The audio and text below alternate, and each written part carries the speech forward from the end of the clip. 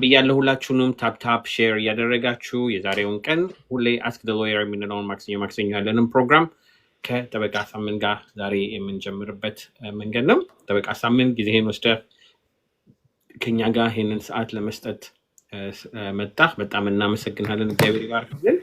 ሌሎቻችሁ ሁሌ እንደምናደርገው አንድ ጥያቄ ሳይበዛ ሁለት ጥያቄ ብቻ በመጠየቅ ከዛ ደግሞ ከአሳምን ጋር መስራት የምትፈልጉ ቁጥሩን ከዚህ ወስዳችሁ ቀጥታውን በኮንሱልቴሽን የምታገኙበትን ሰዓት በዚሁ እንከታተላለን ማለት ነው። በጣም ፐርሰናል የሆነ ጥያቄ ስለማንመልስ እሱን ሞር ከአሳምን ጋር አፖይንትመንት በመያዝ መጠየቅ የምትችሉበት እናደርጋለን። ግን ጀነራል ለእናንተም ለሌላውም ፖሊሲ ላይ የሚነካውን ጥያቄዎችን ግን በመምጣት እዚህ ለሌላውም ይጠቅማል በምትሉበት መንገድ እንድትጠይቁ ሪስፔክትፉል በሆነ መንገድ ጥያቄዎቻችሁን በጣም ሳታረዝሟቸው ቱ ዘ ፖይንት በመሄድ አጫጭር የሆኑ ሁለት ጥያቄዎች ከእያንዳንዱ ሰው እንቀበላለን። ለሌሎቹም ሼር ለማድረግ እና ገብተው መጠየቅ እንዲችሉ የእናንተን ጊዜ ሪስፔክትፉል በሆነ መንገድ እንጠብቃለን ማለት ነው። ሁላችሁም እንግዲህ እንኳን ደህና መጣችሁ። አሳምን እንግዲህ ለማያውቅ ሰው ድንገት ቤተኛ ነህ ካለ ለማለት ማነው አሳምን የሚለውን እና የት አካባቢን ከቨር እንደምታደርግ እና ከአንተ ጋርም ደግሞ ለመስራት ለሚፈልጉ የት ያገኙሃል የሚለውን አንድ መግቢያ፣ ከዛ ደግሞ ጀስት ጄኔራል ሁሌ እንደምናደርገው አንዳንድ ነገሮች ላይ ቀየሩ ይችላሉ፣ ግን ሰው ማወቅ አለበት ብለህ ጄኔራል የሆነ ኢንፎርሜሽን ካለ ሁሉንም ሊነካ በሚችል መንገድ ብሪፍ መግቢያ እሱን አድርገህ ከዛ ኢንዲቪጁዋል ጥያቄዎችን መውሰድ እንጀምራለን ማለት ነው። መልካም። ሌሎቻችሁ እንግዲህ ታፕ ሼር እያደረጋችሁ አብራችሁን ቆዩ። አሳምን መድረክ ያንተ ነው። አመሰግናለሁ የፍታሄ ስለጋበዝከኝ። እንደዚህ አለፍ እያልኩ እየመጣሁኝ የምችለውን ለማድረግ እድሉን እየሰጠኝ ስለሆነ ታንኪዩ። አሳምን እባላለሁ። የኢሚግሬሽን ጠበቃ ነኝ። ኦልሞስት 11 ዓመታት ለፉት 11 ዓመታት እዚህ አሜሪካ ውስጥ ጠበቃ ሆኜ ያገለግላለሁ። በሁሉም ስቴቶች ክላይንቶች እንቀበላለን። ዋና መስሪያ ቤታችን ፊላደልፊያ ውስጥ ነው። ይሄን ማለት የምፈልገው ኒውዮርክ አካባቢ ግን ከኢሚግሬሽን ውጭ ያሉ ሌሎች ስራዎችን እንሰራለን። ግን በአብዛኛው ግን እንደዚህ ለዮፍታሄ ፕሮግራም ላይ የሚያመጣኝ ግን የኢሚግሬሽን ጉዳይ ነው። ኢፍ ዩ ዶንት ማይንድ ብዙ ሰው ስለሌለ መጀመሪያ ትንሽ ጥያቄዎችን 1 2 3 4 እንደዛ እየመለስን ከዛ በኋላ ያዘጋጀኋቸው ፕሮግራሞች የበለጠ ብዙ ሰው ገባ ሲል የሚሻል መሰለኝ። አይ ዶንት ኖ እንግዲህ ያንተ ፕሮግራሙ ያንተ ነው። ኖ ቆንጆ ሀሳብ ነው። እንትን ካላልክ ብዬ ነው። ኖ በጣም ቆንጆ ሀሳብ ነው። ልክ ነህ። ጥሩ ሀሳብ ነው በጣም። እንግዲህ ያው ሰው ስለሚገባ እናንተም ታፕ እያደረጋችሁ ሌላ ጊዜ ሰብሰብ ብሎ ሰው ስለሚመጣ እነሱ ስላልደረሳቸው ወተንም ደግሞ ስለገባን እንዲዳረስ እዚህ ያላችሁት ጥያቄዎቻችሁን ከተቀበልን በኋላ መሀል ላይ ጀነራል አፕዴቱን አሳምን ይሰጣልና ግሬት አይዲያ። ሰላም ብያለሁ። ታፕ እያደረጋችሁ እንግዲህ መጀመሪያ ሳለም እንዴት ነው ስምሽን መናገር አልቻልኩም። እንዴት ሙሉን ስለተጻፈብኝ ማለም ብለን እንጥራ? እኔ ነው አይደል? እኔ ሰላም ባለው ሰላም ነው። ኦኬ በጣም አመሰግናለሁ ዮፍታሄ ለምታደርጉት ሁሉ። ኪዲ ሾው ላይ በጣም ነው የምከታተለው ጠበቃችንን። በጣም በቃ ጠብቄ የምሰማው ሰው ነውና እግዚአብሔር ይስጥልን። የኔ ጥያቄ እዚህ ሀገር የመጣው በቪዛ ነው እና ሪኒው 1-2 ያደረኩኝና ከዛ ዲና የተደረገብኝ ከዛ የቲፒኤስ የሚባለው በሱ አገኘውና ሌላ የሆነች ጠበቃ ይዤ ከዛ እሷ ወርክ ፐርሚት ካሰጠችኝ በኋላ ትራቭል ዶክሜንት አወጣችልኝ። ከዛ ጁን ላይ በዚህ ዓመት ማለት ነው ጁን ላይ ወተሽ ነይ ብላኝ ሜክሲኮ ደርሼ ተመለስኩኝ። ከዛ ሜዲካል ምናምን አለችኝና ጁላይ ላይ ሰጠዋት ሁሉን ነገር። ከዛ ወዲያው ብደውልም ምንም አላገኘዋትኝም። እሷን ግን ያው እሱ ሳይሆን አሁን ዌሬድ ያደረገኝ ይሄ ደግሞ ለኤምፕሎይንድ ነው የኔ ፕሮሰስ ሰዎቹ ምሰራባቸው ሰዎች ጋር ነው እና አሁን 100,000 ምናምን ተከፍሎ የሚባል ወሬ ደግሞ አለም እንደዛ አይነት እና እሱ ትንሽ ስላስጨነቀኝ ነው እና የኔ እንዴት ነው በማለት። ሰላም ታንኪዩ አመሰግናለሁ ስለ ኮምፕሊመንትሽ። ምን H1B ቪዛ ነው ወይስ ምን አይነት ቪዛ ነው? አፕላይ ቪዛ በቪዚት ቪዛ እኮ በቢዋን ቢቱ መጣሽ ማስደረግሽ፣ እሱ ግን አልሆነም። ቲፒኤስ ውስጥ ገባሽ፣ ከዛ በኋላ አሁን ኤግዛክትሊ አፕላይ ያደረግሽው ነገር ምንድን ነው? ኤምፕሎይመንት ምን አይነት ቪዛ ማለት ነው? ስም አለው እንደ እሱ እኔ እንጃ። የምሰራባቸው ሰዎች ናቸው። ምንድነው የምትሰሪ? ምንድን እኔ ሰው ቤት ነው፣ የሰው ቤት ነው። አረቦች ናቸው፣ እነሱ ቤት ነው የምሰራው። በእነሱ ሰው ይሄ 100,000 ምናምን ነው አንቺን አይመለከትማ። ይሄ $100,000 ጉዳይ የኤች1ቢ ቪዛ ነው እንጂ አንቺን የሚመለከት ነገር አይደለም። አይ ቲንክ ቢ ነው መሰል ቢ1 ነው እንደዚህ የሚል ቪዛ ነው። ቢ1 ቪዛ ማለት ቢ1 ቢ2 ቪዛ አለ። እዚህ ሀገር ለቪዚት የምትመጭበት ነው። በቪዚት ቪዛ መጥተሽ ስራ መስራት አትችይም። በጣም እንትን ነገሮችን ካልሆነ በስተቀር አንዳንድ ነገሮችን ቪዚት ለማድረግ የሚረዱሽ አንዳንድ ምናልባት ባንክ አካውንት አንዳንዴ መክፈት ምናምን ካልሆነ በስተቀር በቢ1 ቢ2 ቪዛ መምጣታችን። ግን በዶሜስቲክ ወርከር ሆነሽ ከሆነና ምን አይነት ቪዛ ነው የሚለውን እርግጠኛ ሆነሽ ስላልነገርሽ ነው። ግን እርግጠኛ ሆኜ የምነግርሽ ግን የኤች1ቢ የሚባለው ቪዛ $100,000 አንቺን አይመለከትም። ኢቨን ኤች1ቢ ቪዛ እንኳን ቢመለከትልሽ ተመልክቶ ቢሆንም ከዚህ በኋላ አፕላይ የሚደረጉ ኤች1ቢ ቪዛ ጉዳይ ነው $100,000 ተፈጻሚነት ያለው። ምን ብለዋል የዩኤስሲአይኤስ ዳይሬክተሩ? ኤች1ቢ ቪዛ አፕሩቭድ የሆኑ አፕላይ ያደረጉ እነሱን አይነካም። ከዚህ በኋላ እዚህ አሜሪካ ያሉ ኤምፕሎየሮች ከሌላ ሀገር ይዘው ቢመጡ ወይም ደግሞ ከሌላ ሀገር ስፔሻላይዝድ ኖሌጅ ያላቸውን ሰዎች ይዘው ቢመጡ ለእነሱ ነው $100,000 የተባለው እንጂ አንቺን የሚመለከት ነገር አይደለም። ያን ነው ነገርሽ የምችለው። እንትሉ ሳይሆን ወተሽ ግቢ ብላኝ በዶክሜንት በትራቭል ዶክሜንት ከዛ ሜዲካል ምናምን ስጪ ብላኝ እሱን ኦነስትሊ ምን አይነት አፕሊኬሽን እንዳለ ኤግዛክትሊ አላወቅኩም። ከነገርሽ ነገር ውስጥ ምንድነው ያመለከትሽው? ግሪን ካርድ ነው ያመለከትሽው? ግሪን ካርድ። አዎ ለግሪን ካርድ። ኦኬ ግሪን ካርድ በምን መሰረት? ሰዎቹ ጋር እንደምሰራ በሰዎቹ በአሰሪዎች። ኦኬ ሶ የበለጠ አንቺን ልረዳሽ የምችለው ግን ዞሮ አይ ቲንክ ይሄ የሚያስፈራው ነገር ምናምን አንቺን የሚነካሽ አይመስልም። እስካሁን በነገርሽ ማለት ነው። ብዙ ፋክቱን ሙሉ በሙሉ ማግኘት አልቻልኩም። ግን እስካሁን በነገርሽ ግን ብዙ አንቺ ላይ የሚያመጣው ነገር ያለ አይመስለኝም። የግሪን ካርድ ፕሮሰሱ ኦኬ በምን የሚሆን አፕላይ አድርጋችኋል? 485 የሚባል ፎርም አስገብተሻል? አዎ እንደሱ እንትን ያለች ሜዲካል ምን እንደገና 1400 ምናምንም ብርም 1440 ከፈልሽ? ሙሉ ሜዲካል የሜዲካልም ጨረሽ? እና ጁላይ ፈረስት ላይ ነው የሰጠዋት ሁሉንም። አፕላይ ተደርጓል? ሪሲት ኖቲስ ደርሶሽ? አልመጣልኝም። ሪሲት ስላልመጣልኝ እኮ ነው ጁላይ ነው የሰጠዋትኝ። እስካሁን ምንም መልስ አልመጣም። ፋይል አድርገዋለች?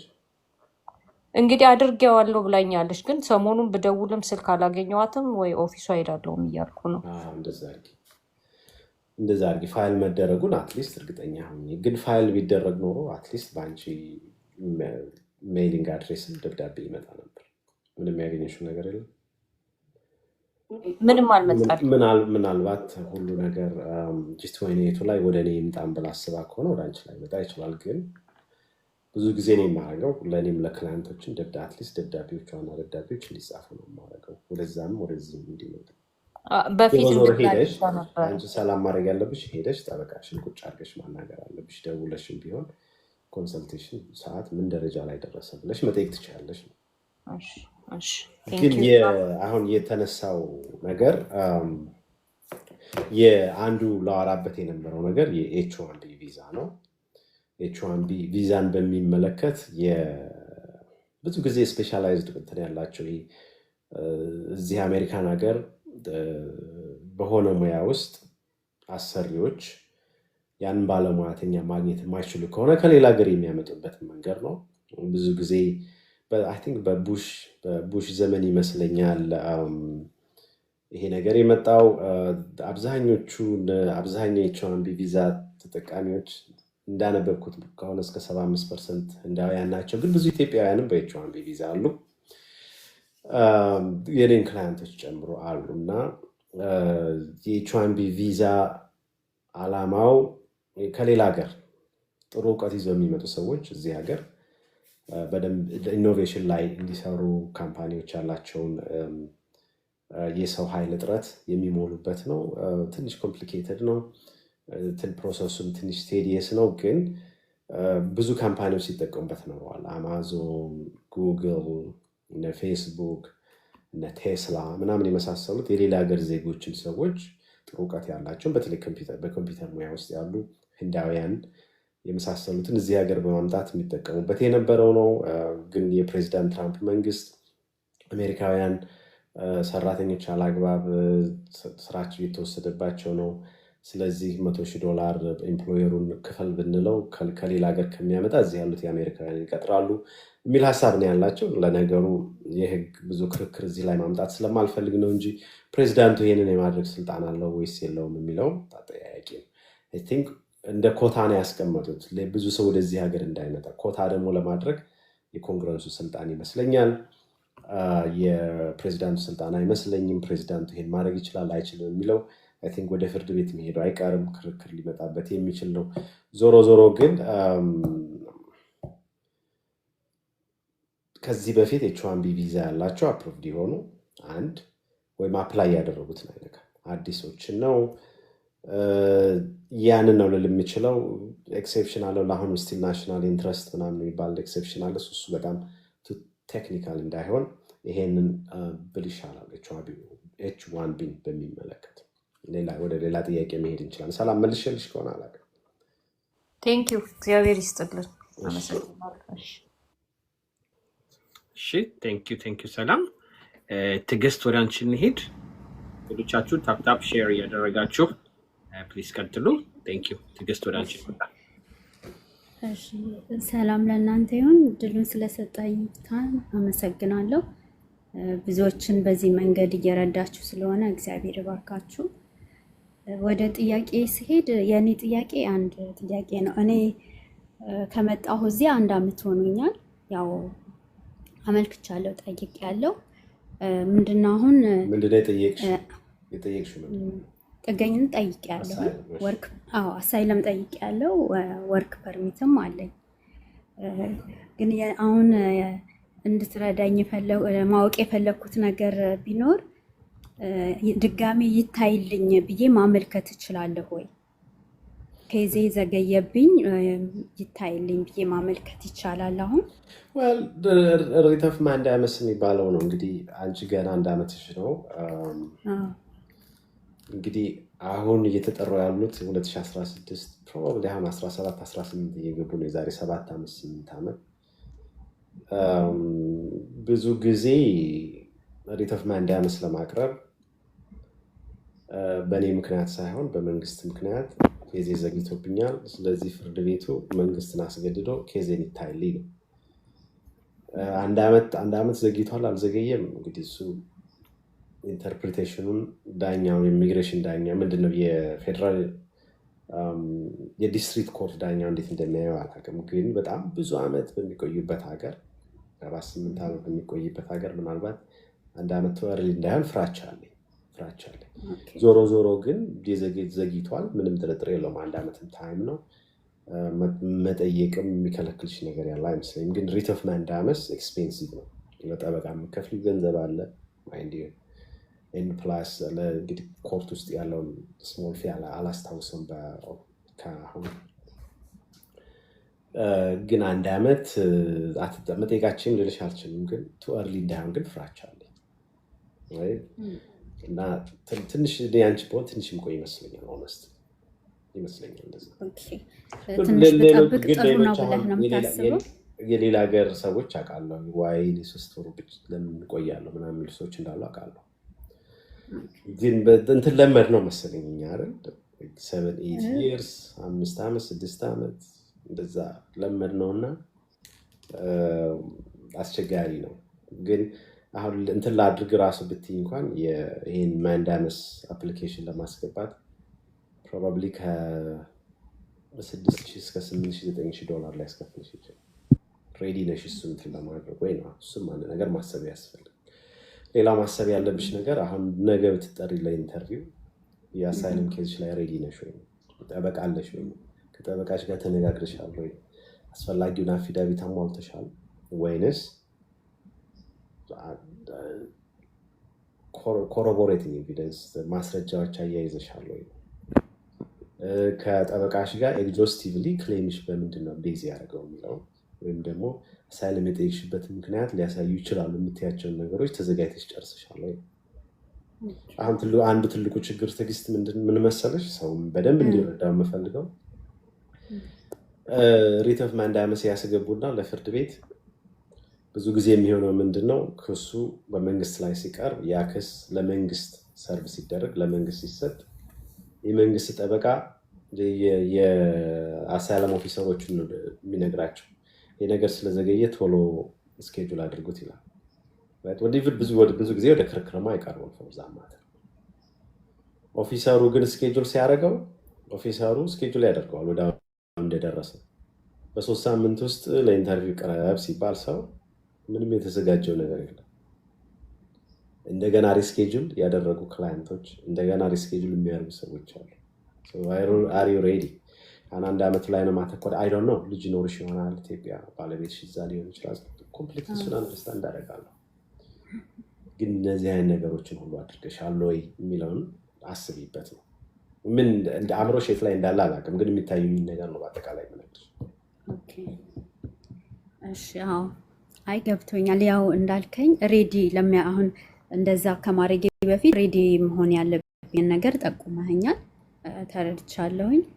ሌላው ግን ደግሞ አንድ በዚሁ ላይ ጥያቄ ያለኝ አሁን ካለው ሁኔታ ከዲፖርቴሽን ካለው ጋር ቶሎ መጠየቁ ሪስክ አለው ወይ? ሁሉን አሳይለም መጠየቅ ሪስክ አለው እዚህ ሀገር፣ ምንም ጥርጥር የለውም። ሁሉም እኮ ሰክሰስፉል አይሆንም ማለት ሁሉም ሰክሰስፉል አይሆንም። ስለዚህ የሪስኩ ፍጥነትና መዘግየት ይለያይ ይሆናል እንጂ አሳይለም ኬዞች እኮ ዲናይ ሊደረጉ ይችላሉ። ሁልጊዜ ያ ሪስክ አለ። ግን አሁን ባለው ሁኔታ ግን ሌሎች ሎየሮች እንዴት እንደሚያስቡ አላውቅም። እኔ ባለኝ ኤክስፔሪየንስ ግን ጥሩ ጊዜ ይመስልኛል። ስለዚህ ኢስት ኮስት አካባቢ በጣም ጥሩ ኬዝ እንኳን በደንብ የተሰናዳ በደንብ የተዘጋጀ ኬዝ አፕሮቭ እየተደረገ ነው ማየው እኔ በራሴ ኤክስፔሪየንስ። ሌሎች ጠበቆች የተለየ ኤክስፔሪየንስ ሊኖራቸው ይችል ይሆናል። አይ ዶንት ኖ 5 ኬዞች ባለፉት ፕሮባብሊ 7 ሳምንት ይዤ የገባሁት ባለፉት 5 ኬዞች ባለፉት ይዤ ገባ 5ቱ አፕሮቭ ናቸው። የትራምፕ ዘመን ነው። ብዙ ስኬር የሆኑ ነገሮች አሉ። ምናልባት በየሳምንቱ ከኔ የበለጠ ብዙ ኬዞች ያላቸው ጠበቆች እንዴት እንደሚያስቡ አላውቅም። አፕሩቫል ሬቱ ግን እኔ የማየው እንደዛ ነው። ሰው ያየውን አይደል ኤክስፔሪየንስ የሚያደርገው። ስለዚህ በጣም ጥሩ የተዘጋጀ ኬስ ከሆነ እና ጥሩ ኬስ ካለሽ ስትሮንግ ኬስ ካለ ፖሲቢሊቲ የማግኘት ፖሲቢሊቲ በደንብ አለ ነው ያለው የምልሽ። ያ ማለት እኔ እነዚህን ኬዞች አግኝቻለሁ ማለት ሁሉም ነገር የተሳካ ሊሆን ይችላል ማለት አይደለም ማለት። ስለዚህ ከጠበቃሽ ጋር በደንብ መነጋገር እና መዘጋጀት ያስፈልግሻል። እንደዛ ነው መክርሽ። ኦኬ እሺ፣ በጣም አመሰግናለሁ አሳምነው። በጣም ጌታ ይባርክህ። አሳይለምን በሚመለከት ሌላ መናገር የምፈልገው ነገር እና ያዘጋጀሁት ነገር አይ ቲንክ ብዙ ሰው እንዲረዳው የምፈልገው አሁን ኢስት ኮስት አካባቢ እኔ ባለኝ ኤክስፒሪየንስ ዲሲ፣ ሜሪላንድ፣ ቨርጂኒያ፣ ዴልዌር፣ ኒው ጀርሲ፣ ፔንሲልቬኒያ፣ ኒውዮርክ and some part of Connecticut ወደ ማሳቹሴትስ ወደ እናንተ እንኳን አልደረስኩም ይፍታይ። እዚህ አካባቢ ላይ ኬዞች አዳዲስ ኬዞች የሚመጡ ሰዎች ቶሎ ለኢንተርቪው እየተጠሩ ነው ያሉት። በሌሎች ፕላትፎርሞችም ተናግሬያለሁ። ይሄን አንተ ፕሮግራም ላይ ይሄ ተነግሮ ከሆነ በሌሎች ጠበቆች አላውቅም። ግን በእነዚህ ስቴቶች እያዩ ያለሁት ነገር ምንድን ነው? ለምሳሌ ያለፉት 2 ኤክስፔሪየንስ ክላይንቶች የሚያሳዩት ጁን 10 አመለከትን፣ ጁላይ 10 ለባዮሜትሪክስ ተጠራች፣ ኦገስት 10 ለኢንተርቪው ቀረበች፣ አይ ቲንክ ኦገስት 28 አፕሩቫሉ መጣላት። 2-3 ኬዞች ናቸው እነዚህ። ኢስት ኮስት በዚህ እኔ ባለሁበት አካባቢ ላይ በጣም ኬዞች እየተጠሩ አዳዲስ ኬዞች ማለት ነው። አዳዲስ ሰዎች በምንም አይነት ይመጣሉ፣ አፕላይ ሲያደርጉ ወዲያው ለኢንተርቪው የመጠራታቸው ነገር እኔ እንደዚህ አይቼ አላውቅም በ11 ዓመት ኤክስፒሪየንስ። በጣም በፍጥነት ነው እየተጠራ ያለው። እርግጥ ነው በትራምፕ ዘመን የመጀመሪያው ትራምፕ 1.0 በመጀመሪያው ፕሬዚዳንት ዘመኑም እንደዛ ከኋላ ተጀምሮ ነበር። ግን ይሄ ግን በጣም ስፒድ አፕ ያደርጋል እና አሁን ከሌላ ሀገር መታችሁ፣ ከኢትዮጵያ መታችሁ፣ ከኤርትራ መታችሁ እዚህ ሀገር አሳይለም ለመጠየቅ እያሰባችሁ ያላችሁ ሰዎች እዚህ ካላችሁ ተሯሩጣችሁ አሳይለማችሁ እንዳታስገቡ ነው የምመክረው። በደንብ ኬዛችሁን በደንብ ዳይጀስት አስደርጋችሁ በደንብ ማስረጃዎችን አሰባስባችሁ በደንብ ጥሩ ክሌም ነው ያለኝ ወይስ አይደለም የሚለውን ከጠበቃችሁ ጋር ተነጋግራችሁ አፕላይ ማድረጉ ነው የሚሻለው። እርግጥ ነው ክላይንቶች ሲመጡ ይገባኛል፣ አንደርስታንድ አደርገዋለሁ፣ ፕሬሸሩን አየዋለሁ። ሁላችንም ኢሚግራንት አልነበርን መጀመሪያ ላይ። አንደርስታንድ ማናደርገው አይምሳላችሁ። በደንብ ነው ፕሬሸሩን አንደርስታንድ የማደርገው። ሰዎች ያለ ወረቀት መኖር እንዴት እንደሚያስጨንቅ ይገባኛል። ግን ደግሞ ተሯሩጠው ደግሞ አስገብተው ወደ ዲፖርቴሽን ፕሮሲዲንግ መሄድም ሊኖር ይችላል። ስለዚህ ጥንቃቄ ያስፈልጋል። መፍጠኑ ጥሩ ነው፣ ግን ጥሩ ኬዝ አለኝ ወይስ የለኝም የሚለውን እሱ እንድታስቡበት ነው የአሳይለም ጉዳይን በሚመለከት የምናገረው።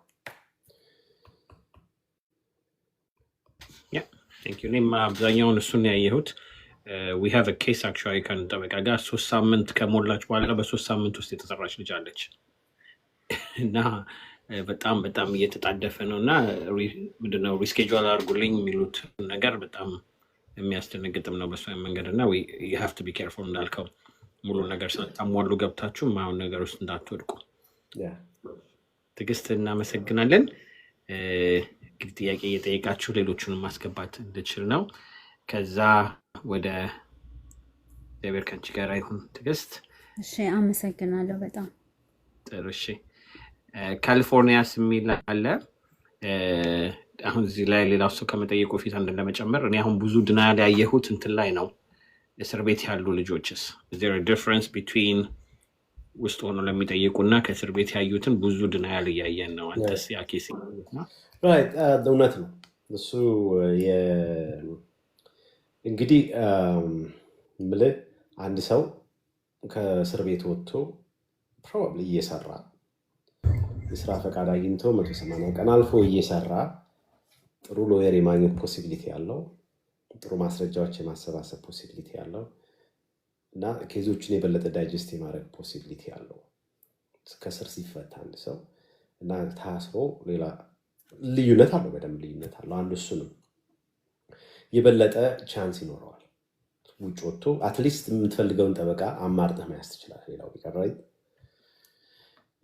ሌላው ማሰብ ያለብን ደግሞ አብዛኞቹ የታሰሩት በሜክሲኮ ድንበር የገቡ ናቸው። ኢንስፔክተር ሳይሆኑ የገቡ ናቸው። አሁን ለክሪሚናል እንትና አክት ነው የሚታየው። ኢሚዲየትሊ እዛው ነው የሚጠይቋቸው። ብዙ የህግ ባለሙያ አያገኙም። ገብተዋል። ፖዚቲቭ ኔጌቲቭ የሚሉት ነገር አላቸው። ኦፊሰሩ ኢንተርቪው ያደርገዋል። ኒውትራል ከሆነና ኔጌቲቭ ከሆነ ወደ ኢሚግሬሽን ዳኛ ነው የሚሄዱ። ፖዚቲቭ ከሆነ ግን ይለቋቸዋል። በአብዛኛው በፊት አሁን ትልቁ ችግር ምንድን ነው? አንድ ሰው ከታሰረ በኋላ ብዙዎቹ እንትን የሚሉኝ በሚፈለገው ማስረጃ ማስገባት አይችሉም። ጠበቃቸው ጋር መነጋገር አይችሉም ወይ ጥሩ ጠበቃ አያገኙም እና እዛ ላይ ድናያል በጣም ብዙ ነው። እውነት ነው። እሱ ላይ በጣም ትልቅ ድናያል እንዳለ ይገባኛል። የበለጠ ደግሞ በአብዛኛው የታሰሩ ሰዎችን ሪፕሬዘንት ያደረጉ ጠበቆች በዚህ ላይ ሊናገሩ ይችላሉ። ለእነሱ ዲፈር አደርጋለሁ። ግን የሚታዩ ችግሮች ግን አንደኛ ቦንድ ራሱ አሁን አንድ ላወራበት ዛሬ ያሰብኩት የቦንድ ጉዳይ ነው። ከዚህ በፊት በነበረው ኤክስፔሪየንስ፣ በተለይ በዲሞክራቶች ጊዜ የነበረው ኤክስፔሪየንስ ሰው በየትኛውም ይመጣል፣ ሊታሰር ይችላል። ግን ቦንድ አስይዞ ገንዘብ አስይዞ ከእስር ቤት ይወጣ ነበር። ከእስር ቤት ከወጣ በኋላ እንዳልኩ ቅድም ያወራኋቸው ብዙ ቻንሶች ሊኖሩት ይችሉ ይሆናል። ቤተሰብ ገንዘብ ያዋጣለታል እንትን ናው። አሁን ባለው ሁኔታ ግን ኢንስፔክትድ ሳይሆኑ ቦርደርን ክሮስ አድርገው የመጡ ሪሙቫል ፕሮሲዲንግ ያሉ አሳይለም ሲከርስ አሁን ቦንድ አይሰጣቸውም የሚል ነገር ነው ያለው። አንዱና ዋናው ምክንያት ለምን እንደዚህ ሆነ የሚለው የፖለቲካ ነው። የትራምፕ መንግስት እያለ ያለው ምንድነው? የአሳይለም ሲስተሙ ኦልሬዲ አቢዩዝ ተደርጓል ነው። እውነተኛ የሆኑ አሳይለም ኬዝ ያላቸውም የሌላቸውም መተው እዚህ አሳይለም ይጠይቃሉ ነው። ከሌላ ሀገር ወንጀለኞች መተው እዚህ አሳይለም ይጠይቃሉ ነው። አብዛኛው የሚሉት ነው እንግዲህ በተለይ ኤክስትሪሚስቶቹ የሚሉት በራይት ዊንግ ያሉት ኤክስትሪሚስቶቹ አብዛኞቹ ህዝቡ እዚህ የሚመጣው የኢኮኖሚክ ጥገኛ ለመሆን ነው እንጂ ፖለቲካ ወይም ደግሞ የፐርሲኪዩሽን የቶርቸር ጥገኞች አይደሉም የሚል ነገር ነው ያላቸው። እና እዛ ላይ በጣም ብዙ ድናያል እንዳለ አውቃለሁኝ። ያን ነው ልል የምችለው። እሱን ነው እኔም ትክክል ነው። በሁለቱም በተናገርከው መንገድ የሚጠቅመው ነገር የለኝም። እሺ ታፕታፕ አድርጎ አሳምን እንግዲህ ሙሉ ለሁሉም ይጠቅማል የሚል ኢንፎርሜሽን ሰጣለሁ ብሏል። እሱ በደንብ እንዲሰጥ እስኪ አንዴ 30K ታፕታፕ እያደረጋችሁ ሌሎችም ጥያቄ ጠየቅን። ልክ 30K ሲገባ አሳምን አቨሬጁን ምን ጀነራል ኢንፎርሜሽን የሚሰጥበትን ወደ እሱ እንመጣለን። እስከዛ ወደ አሹ ልምጣ። አይ ቲንክ አሹ ተረኛ ነህ። አሹ ይሰማል? እንዴት ናችሁ? ዮፍታሔ አሳመን ዮፍታሔ አንድ ላስቸግር፣ አንድ ሰው ታስቀድምልኛለህ? አንድ ጉዳይ ላይ ሆኜ ነው። ይቅርታ። መና ወደ አንቺ ልምጣ። እሺ ደስ ይለኛል። እንዴት ናችሁ? እንደተለመደው እንግዲህ ሁለት ጥያቄ ነው የሚኖረው። የዚህ ቤት የቤቱ ህግ ነው። አንዱን ለዮፍቲ ነው፣ አንደኛውን ደግሞ ለወንድሜ ነው ተዋው። እኔ በኬዝ አለ የፊያንሴ ኬዝ ነው ያለኝ እና ኦልሞስት 9-10 መንዝ ሊሆነው ነው።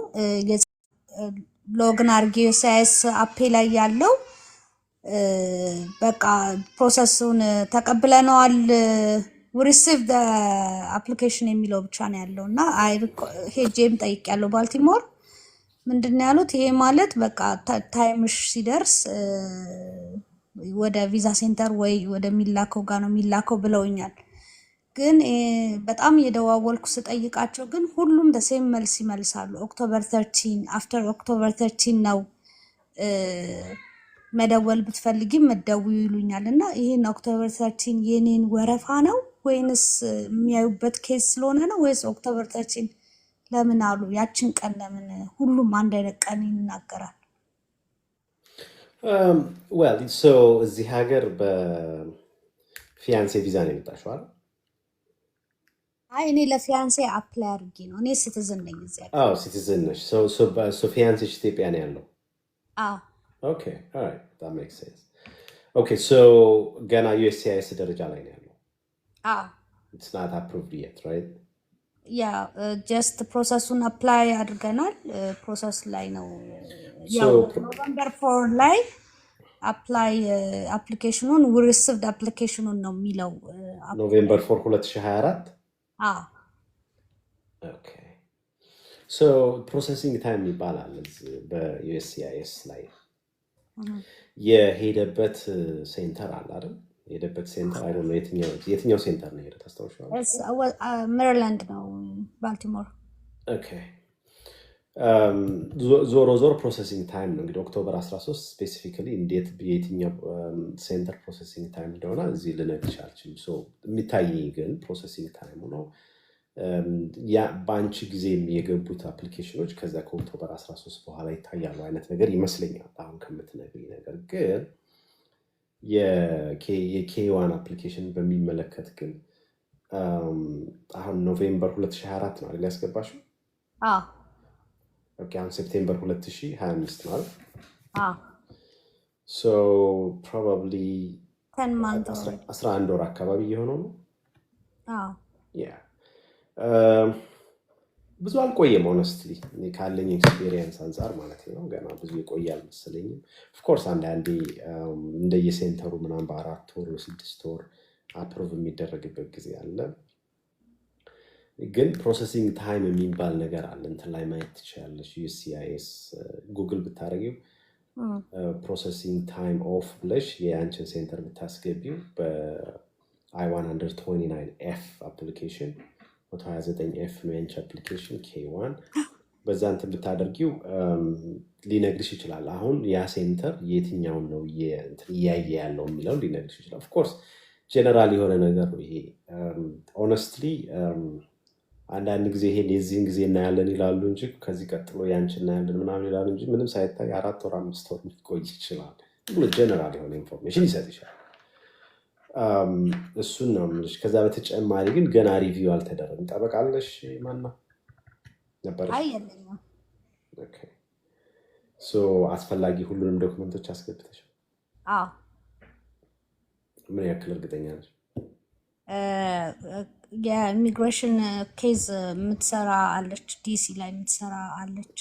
ኦኬ ወደ 40 ዓመት ከዚህ በፊትም ብዙ አፕሊኬሽን በእሷ ፕሮሰስ አድርገናል እና እሷ ናት ፋይሉን ሙሉ ለሙሉ ዲቴል እያየች ፋይል ያደረገችው እሷ ናት። እና እነሱም የላኩት ፔፐር ላይ የጎደለን አለ አላሉ።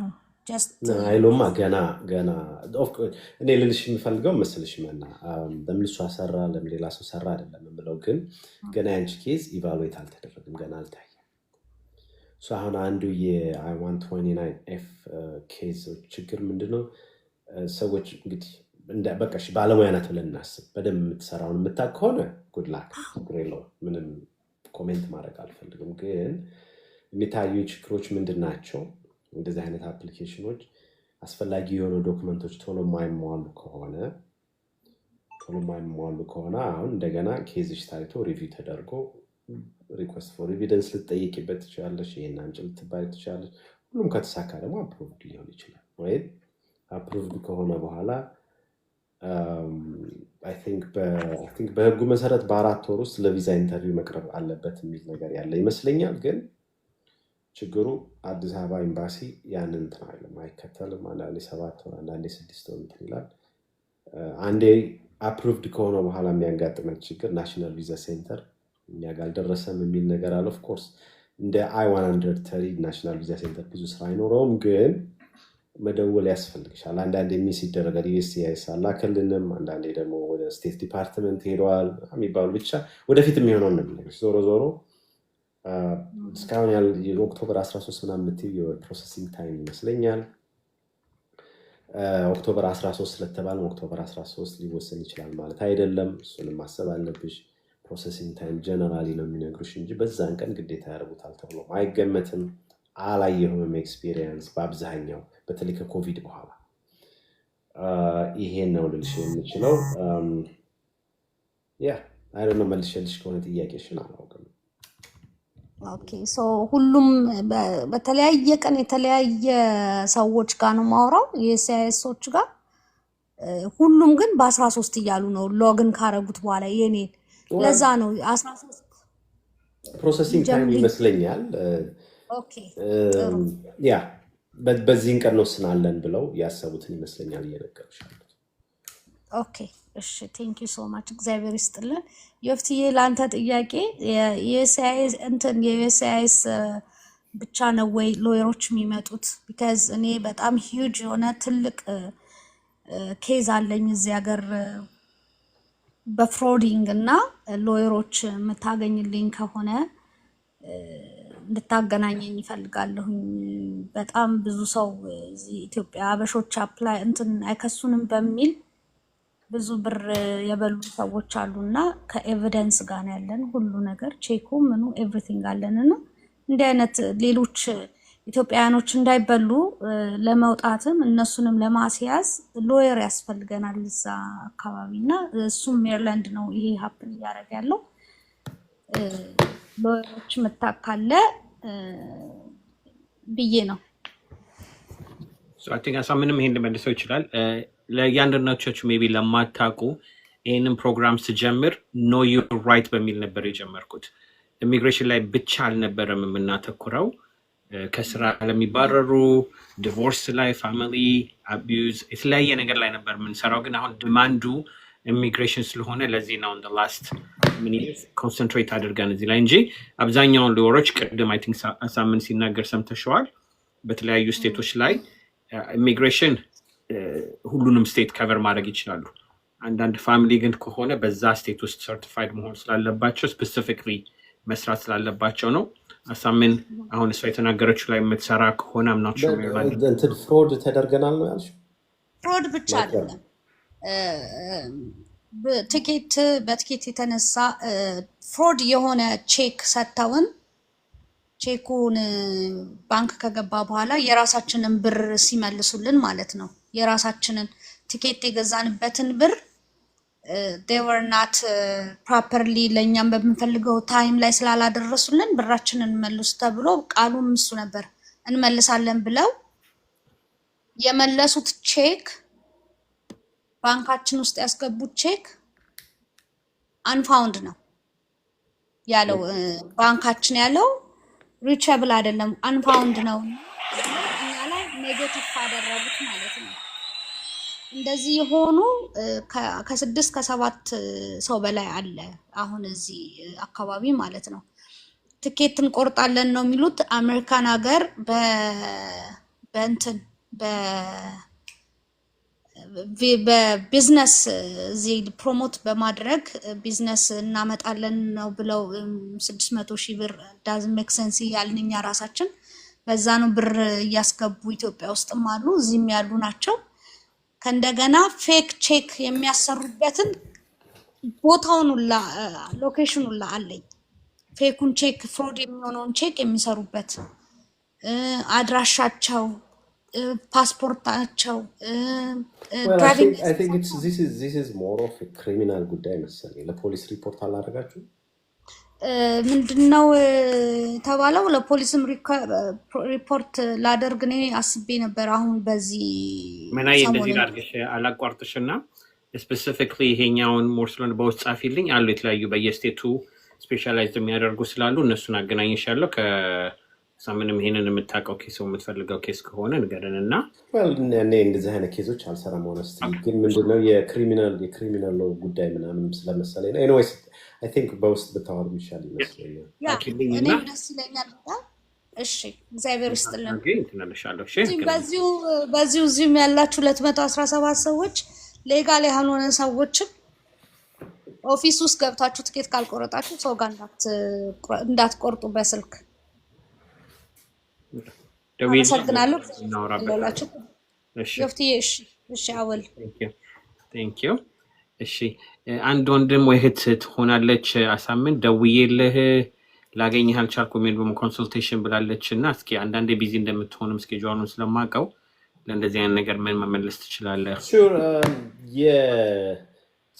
ያው እንደምታውቁኝ ሙያ ለምሳሌ አንዳንድ ቀን ጧት 7:30 ያሳለም ኬዝ ይኖርሃል ከዛ እስከ 12 ትቆያለህ 12:30 ደግሞ ሌላ ይኖርሃል አይነት አይደል እሱ ነው አንዱ ትልቁ ችግር ከዛ እስከ 4 እስከ 5 ትቆያለህ ምናልባት ስልክ ካላነሳው ቴክስት አድርጉኝ መልሳለሁኝ or ኢሜይልም is good ካልሆነ ቮይስ ሜል ጣሉልኝ መልሳለሁኝ ግን አንዳንድ ጊዜ እንትን ልናደርግ እንችላለን ለምሳሌ ኢንተርቪው ወይም ኮርት ምናምን ስገባ ስልክ መዝጋት ስላለብኝ አንዳንዴ የበደውሉ እንትን ላይ መጣ ይችላል ቴክስቱ ጥሩ ነው ባይነኝ ሶ እንትና ምንድነው አንዳንዴ ትንሽ ትግስት የሚያስፈልጋል ሆነስሊ የሥራ ባህሪ ነው እንጂ ብንመልሱላችን ደስ ይለኛል ፕላስ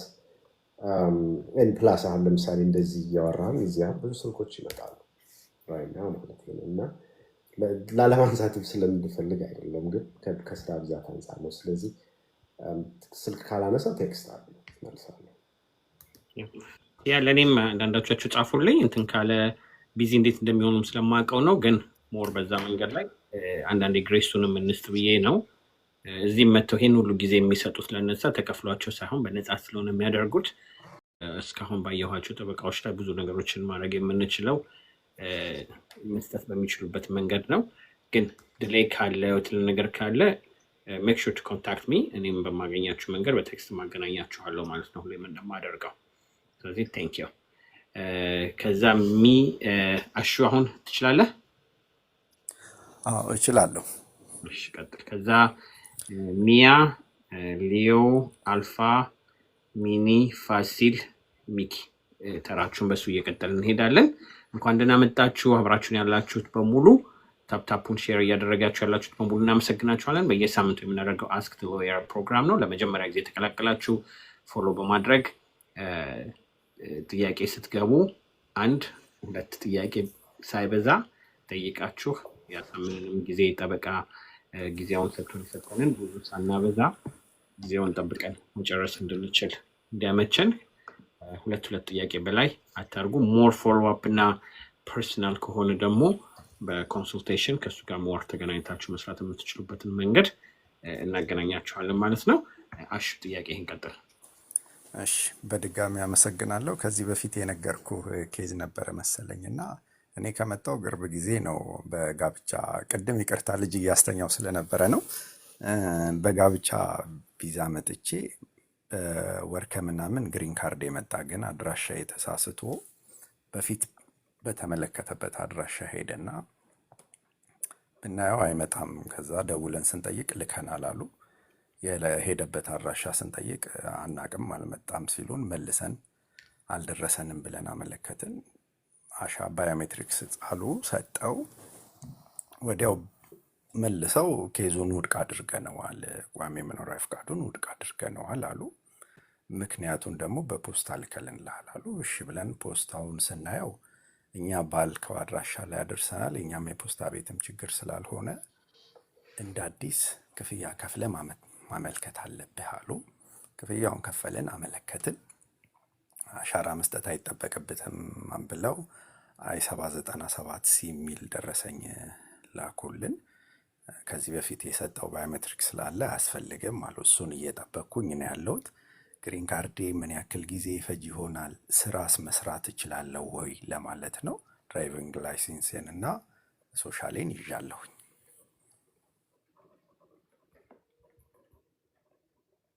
ኦኬ ምን ያህል ጊዜ ይፈጃል እርግጠኛ አይደለሁም። ዊ ዶንት ሃቭ የታይሙን ጉዳይ በሚመለከት አብዛኞቹ ጠበቆች ተመሳሳይ ኦፒኒየን ያለው ይመስለኛል። ዊ ዶንት ሃቭ ኮንትሮል ኦቨር የመንግስት ካሌንደር ላይ ኮንትሮል የለም። ብዙ ጊዜ እንዳውም እኔ ክላይንቶች ቢሮ ሲመጡ ከማልሰራቸው እኔ ማድረግ ከማልችላቸው ነገሮች አንዱ ጊዜ ማሳጠር አልችልም። በተለይ ዩኤስሲአይኤስ ደረጃ ላይ ከናሽናል ቪዛ ሴንተር ላይ እንኳን ኦኬ ብዙ ዶክመንቶችን ቶሎ እናስገባለን፣ እንደዛ እናደርግ። ታይሚንግ ዋይዝ እርግጠኛ አይደለሁም ሆነስቲ። ምናልባት የበለጠ እንደገባኝ ከሆነ አሹ ሪፕሌስመንት የጠየቃችሁ ነው ይመስለኛል። ሎስት ሆኗል እና እንደገና ስጡን የሚል ነገር እንደዛ ይመስለኛል። አልደረሰንም። አልደረሰንም። ምን አይነት ፎርም ነው የሞላችሁት? አላቅም። ሰው ነውና የሞላልን አልደረሰንም የሚል ነበር። ሰው ማለት ማን ነው የሞላው? አንድ ሰው እንደዚህ አይነት ኬዙን አውቃለሁ ብሎ የሞላልን ነበር። የህግ ባለሙያ ነው አለው። እኔ በአካልም አላገኘሁትም ለእውነቱ፣ ግን ለመተባበር ተሞልቶልን ነበር። ኦኬ ሶ ሞስት ፕሮባብሊ ኢትስ I-90 ይመስለኛል የተሞላው። አሁን የደረሰኝ I-90 ነው አሁን ላይ ያለው ደረሰኝ። ኦኬ ሶ ሪሲት ኖቲሱ ላይ የስራ ፈቃድ ስራ መስራት አለመስራትን በሚመለከት ምንም የሚል ነገር የለም። ምንም የለም። ምንድነው የሚለው? ይህ ደረሰኝ ስራ ጉዳዩን የማረጋገጥና ያለማረጋገጥ ጉዳይ አይደለም፣ የማጽደቅ ያለማጽደቅ ጉዳይ አይደለም። ተቀብለነዋል ማለት ኦሬዲማ ግሪን ካርድ ስለማግኘትማ ኦሬዲ ተወስኗል እኮ በነገራችን ላይ ኦሬዲ ተወስኖ ዩር አፕሩቭድ። ግን አንዳንድ ጊዜ ሪፕሌስመንት ስንጠይቅ የስራ ፈቃድን በሚመለከት ይናገራሉ። ለ3 ዓመት ለ4 ዓመት ይህን ደብዳቤ ይዘህ ስራ ማግኘት ትችላለህ የሚል ነገር፣ እንደዛ አይነት ነገር የለም ደብዳቤ ላይ ምንም የለው። ኦኬ ሶ አሹ ከአንተ ጋር ምናልባት እኔ እንሰራለን የምትፈልግ ከሆነ ኮንሰልቴሽን ታይም ይዘን በደንብ ማውራት አለብን። ያ እንደዛ ብናደርግ የሚሻል ይመስለኛል። አትሊስት የስራ ፈቃድህ እንዴት ነው የምናገኘው የሚለው እንትን ማውራት የምንችል ከሆነ ስልኬ ዮፍታሔ ጋር ይኖራል፣ እንትን ልታደርግ ትችላለህ። ግን አሁን ይሄንን አሹ ያነሳው ነገር ሌላ አይ ቲንክ ለህዝቡም አሁን ለአብዛኛው ሰው አይ ቲንክ አንደርስታንድ እንዲያደርገው የምፈልገው ነገር አለ። ስፔሻሊ የአድሬስ ቼንጅ የሚባለው ነገር ብዙ ሰዎችን ችግር ውስጥ እያስገባ ያለ ነገር ነው። በተለይ የግሪን ካርድ ጉዳይን በሚመለከት ማለት ሰዎች አድሬሳቸውን ስትቀይሩ ኢሚዲየትሊ አድሬስ ቼንጅ ማድረግ ያስፈልጋል።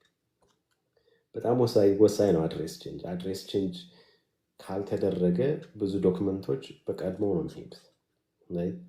በቀድሞ ሜሊንግ አድሬሳችሁ ነው የሚሄዱት። ይመለሳል። ምን ይላል እሱ እንኳን እሺ። አሁን አሹ ኦኬ ያንተ የግሪን ካርድ ጉዳይ ነው። ብዙ ሉዝ የምታደርገው ነገር የለም። ምናልባት የስራ ፈቃድህ ምናምን ላታገኝ ትችላለህ፣ ቤት ልትቀመጥ ትችላለህ። እሱን አንደርስታንድ አደርጋለሁ። ግን ሪኩዌስት ፎር ኤቪደንስ ተጠይቆ ወይም ኢንቴንት ቱ ዲናይ ደብዳቤዎች ተልከው በ84 ቀን ውስጥ በ60 ቀን ውስጥ በ30 ቀን ውስጥ መልስ ስጡ ተብለው ማይሆን ሮንግ ቦታ ሄደው ሰዎች ያገኙት ሙሉ በሙሉ ኬዙ ዲናይ ይደረጋል። አንዱ እሱ ነው።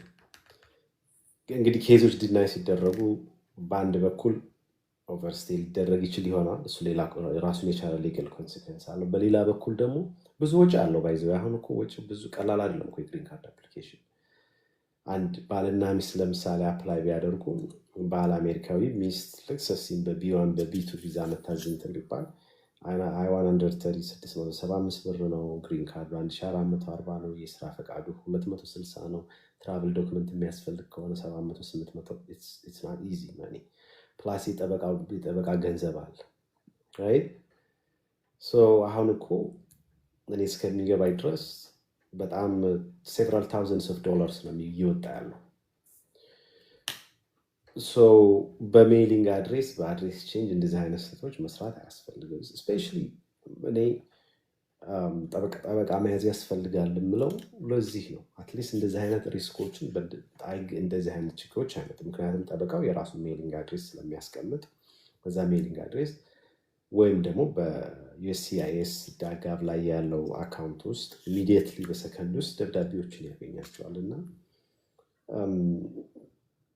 ጠበቃ መያዝ ምናምን ያስፈልጋል። እሺ በቃ እናንተ ውድ ናችሁ ወይ በደንብ አሰሩልን ምናምን ብለው የሚያስቡ ሰዎች ካሉ ግን እንደዚህ አይነት የአድሬስ ቼንጆች ስህተቶች መስራት አያስፈልግም። ከባድ ነው። ከባድ ኮንሲኩዌንስ ነው የሚያመጣው እና I think ሰው ይሄንን አንደርስታንድ ሊያደርገው ይገባል። ሌላው እንግዲህ አነሳቸዋለሁ ያልኳቸውን ነገሮች ዮፍታሔ እያየህ ከሆነ ትዝ ሲሉ ጥያቄዎች ሲያመጧቸው እያነሳሁ ነው። ሌላው አሁን አንዱ ዛሬ እንደ ዲስከሽን ፖይንት ይዤ የመጣሁት ነገር የዩኤስሲአይኤስ እስከዛሬ ምናልባት በፎርሞቹ ተሞልተው ማስረጃዎች ተያይዘው ከሄዱ በኋላ በቂ ማስረጃ እንኳን ባይኖር ሪኩዌስት ፎር ኤቪደንስ ይጠየቃል። እንደዚህ አይነት ዶክመንቶች አላስገባችሁም እና በዚህን ቀን ጊዜ ውስጥ አስገቡ ምናምን RFE የሚባለው ማለት ሪኩዌስት ፎር ኤቪደንስ። አሁን ግን የትራምፕ አድሚኒስትሬሽን ወይም ደግሞ ኢንቴንት ቱ ዲናይም በቃ ያቀረባችሁት ዶክመንት በቂ ሆኖ ስላላገኘ ነው ዲናይ ልናደርገው አስበናል፣ ስለዚህ በ30 ቀን ውስጥ መልሱ ይባላል።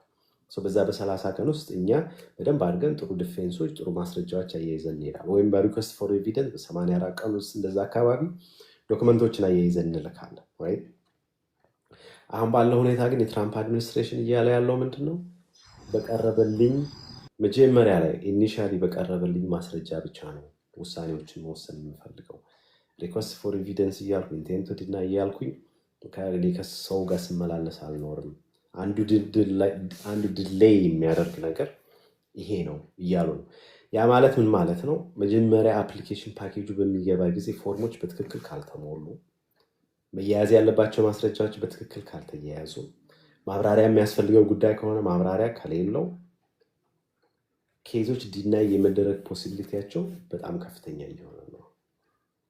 መንግስት ተጨማሪ ማስረጃ አምጡ የማለት ግዴታ ያለብኝም በቀረበልኝ ነገር ሁሉ ወስናለሁ እያለ ነው። ይሄ ምን ማለት ነው? ይሄ ማለት ሰዎች ራሳቸው ፐርሰናል በቃ ጠበቃ አልፈልግም ብለው የሚያስቡ ሰዎች ካለ ፎርሙን በሚሞሉበት ጊዜ በትክክል በጥንቃቄ በመሞላት ማስረጃ ማያያዝ፣ ሁሉንም አስፈላጊ ናቸው የሚባሉ ነገሮች ማያያዝ ያስፈልጋል። ጠበቃውን ቢሆን ከዚህ በፊት አንዳንድ ነገሮች ተራ ያዝና ቀስ እያልን ዶክመንቶች እናስገባለን ብለን አንዳንድ ኬዞችን የምንልካቸው ነገሮች ነበሩ። እሱ ነገር ላይሰራ ስለሚችል እያንዳንዱን ነገር ማያያዝ፣ በትክክል ፎርም መሙላት ኢቭን ማይነር የሆኑ ሚስቴኮች፣ ቀላል የሆኑ ስህተቶች ኬዞችን ዲናይ ሊያስደርጉ ይችላሉ። ቅድም ነገርኳቸው አይደል? ለምሳሌ ግሪን ካርድ ጉዳይን በሚመለከት 675 ሲደመር 1440 ሲደመር 260 ሲደመር 700 ምናምን የትራቭል ዶክመንት ሲደመር የጠበቃው ገንዘብ ይሄ ሁሉ ተደማምሮ የሚመጣው ገንዘብ በትንሽ በማይነር ስህተት አድሬስ ያለፉት 5 ዓመታት አድሬስን በትክክል አልጻፍክም ተብሎ ዲናይ ቢደረግ አስቡት ክላይንቱ ምን ሊሰማው እንደሚችል። ቤዚካሊ ማይ ፖይንት ኢዝ ከዚህ በኋላ የሚሞሉትን ፎርሞች እንደዚህ ዝም ብሎ ፎርም ነገር አድርገው ህዝቡ እንዳያይ እኔ እፈልጋለሁ። ሆነስትሊ ጥንቃቄ የሚያስፈልገው ነገር ነው። ሀገራችንን ለቀን መተናል። እዚህ ሀገር አሜሪካ ውስጥ ነው ያለነው። ስለዚህ ለሃይነስቶችን እንደዚህ አይነት መስራት ያለብን አይመስለኝም የሚል ሰጀሽን ሪኮሜንዴሽን ለመናገር ያክል ነው። እሺ አመሰግናለሁ። ቴንክ ዩ። እሺ ከዛ ሚኪ ሌሎቻችሁ ፕሊዝ ሜክ ሹር ቱ ታፕ እያደረጋችሁ ሼር አድርጉ። ሌሎችም መዳረስ እንደምትችል ተረኛ አንቺ ነሽ ሚያ ነሽ? ሶሪ። እሺ ሚያ ከዛ ሚኪ። ጤና ይስጥልኝ። እንዴት ናችሁ? ሰላም ናችሁ? ሰላም። እሺ እኔ ስለ ወገን እባላለሁ። የሶስት ልጆች እናት ነኝ። ኦገስት 2024 ላይ ነው የመጣሁት በቢ1 ቢ2 እና እዚህ የተቀበሉን ሰዎች አሁን ስትናገር በጣም ውስጤ ስለገባ ለሌሎችም ትምህርት ይሆን ብዬ ነው በዛውም የምናገረው። የተቀበሉን ሰዎች 30 ዓመት የኖሩ ናቸው። እዚህ ሀገር ቨርጂኒያ ነው ያረፍን የነበረው እና ኬዝ ራይተር ጋር ነው የወሰዱን። ጠበቃ ውድ ነው፣ በዛ ላይ ስልክ አያነሱም፣ በደንብ ኢንፎርሜሽን አይሰጡም በሚል ኔጌቲቭ ነገር ወደ ኬዝ ራይተር ነው እና ልጆቼን ይዤ እኔ ኬዝ ራይተር ጋር ተጻፈ፣ አሳይለም ተጠየቀ። ከዛ በኋላ በአዲሱ ዓመት ጃንዋሪ 2025 ላይ ባለቤቴ መጣ። እሱ ከመጣ በኋላ እሱም ለብቻው ነው ያመለከተው። ሲያመለክት በ20 ቀን ጠሩት። በሱ ኬዝ ዲቮርስ ስላላደረግን እኔ ልጆቼን ይዤ ገባው። ኢንተርቪው ጨረስን እና ምን አሉኝ፣ ኬዙን ድሮፕ አድርጊው አንቺን አሉኝ። እና የሱን ጠበቃ እሱ ደግሞ ሲመጣ በዛን ሰዓት እኛ ብዙ ኢንፎርሜሽን ስለነበረን ያደረግነውም ነገር ስተት ስለነበረ እኔ ያመለከትኩበት መንገድ ትክክል ስላልነበረ የሱ ላይ ጠበቃ ያዘን። አገሩንም ስለማናውቀው አሁን እዚህ ውስጥ ላላችሁ ለአዲሶቹም ምክርም ጭምር ነው፣ ያለ ጠበቃ ምንም አይነት ኬዝ ራይተር አታድርጉ። ብዙ የተበላሻሹ የተሞሉ ነገሮች ስለነበሩ እና በሱ ኬዝ እኛ ገባን፣ ኢንተርቪው ጨረስን። የኔን ኬዝ ድሮፕ አይደረግ በሚለው ተስማማን። ምክንያቱም እሱን ከከለከሉት የኔም ሁለቱን ለመጠቀም ብለን አላደረግንም። ወዲያው በሁለተኛው ወር እኔ ተጠራው። እኔም ድጋሚ እሱን አስገብቼ ኢንተርቪውን ጨረስን። አሁን እንግዲህ የጨረስነው ማርች ላይ ነው። እስካሁን ምንም አይነት መልስ አልተሰጠንም እና ስንሰማ ከጃንዋሪ በኋላ የመጡ ሰዎች በወር በ3 ወር ድረስ መልስ ያገኛሉ የሚባል ነገር ሰምተናል። የኛ ኬዝ ምን አጉድለን ይሆን የሚለው የኔ ጥያቄ እና የኔ ኢንተርቪው ላይ ሴትዮዋ አንድ ፒክቸር ፈለገች ከኢንተርቪው ከኬዝ ውስጥ እና ኢሜይሏን ሰጠችው ለባለቤቴ ጠበቃ። የሱ ኢንተርቪው ላይ ሁላችንም ገብተን አንድ ፒክቸር ፈልጋለሁ በዚህ ኢሜይል ላክልኝ ብላ ፐርሰናል የሆነ ኢሜይሏን ሰጠችው እና በዛ ፐርሰናል ኢሜይል እስቲ ሪማይንድ አርጋት ብለነው በቅርብ ጊዜ 1 ወር ይሆናል ሪማይንድ አደረጋት እና ምንም አይነት መልስ የለም እና እንደዚህ ያክል ጊዜ ይቆያል ወይ መልስ ለመስጠት? አሁን እጃችንን አጣጥፈን ሁላችንም ቁጭ ብለን እየጠበቅን ነው ሪዛልት እና ምን ያክል ጊዜ ያቆየናል? ወይስ ድሮፕ ማድረግ ነበረብኝ ወይ የኔን ድሮፕ ማድረግ ነበረብኝ ወይስ የሱን ድሮፕ ማድረግ ነበረብኝ? ይሄ የኔ ጥያቄ ነው። በዚሁ አጋጣሚ ግን የምናገረው ለሌሎቻችሁ ያለ ጠበቃ ኬዝ ራይተር ጋር እባካችሁ አትሄዱ። ለገንዘብ ቅናሽ ስልክ ስለማያነሱ አበሻ ሎየር ፈረንጅ ሎየር እያላችሁ በፍጹም አትሄዱ። የኔ ምክር ይሄኛው ጥያቄ አንድ ብቻ ነው። አመሰግናለሁ። አሳምን። እሺ ስለዚህ ሚያ ስምሽ ስለ ወገን ነው ስለ ወገን ነው ስም የልጄ ስም ነው። የፍታይ ሰላም ብያለሁ።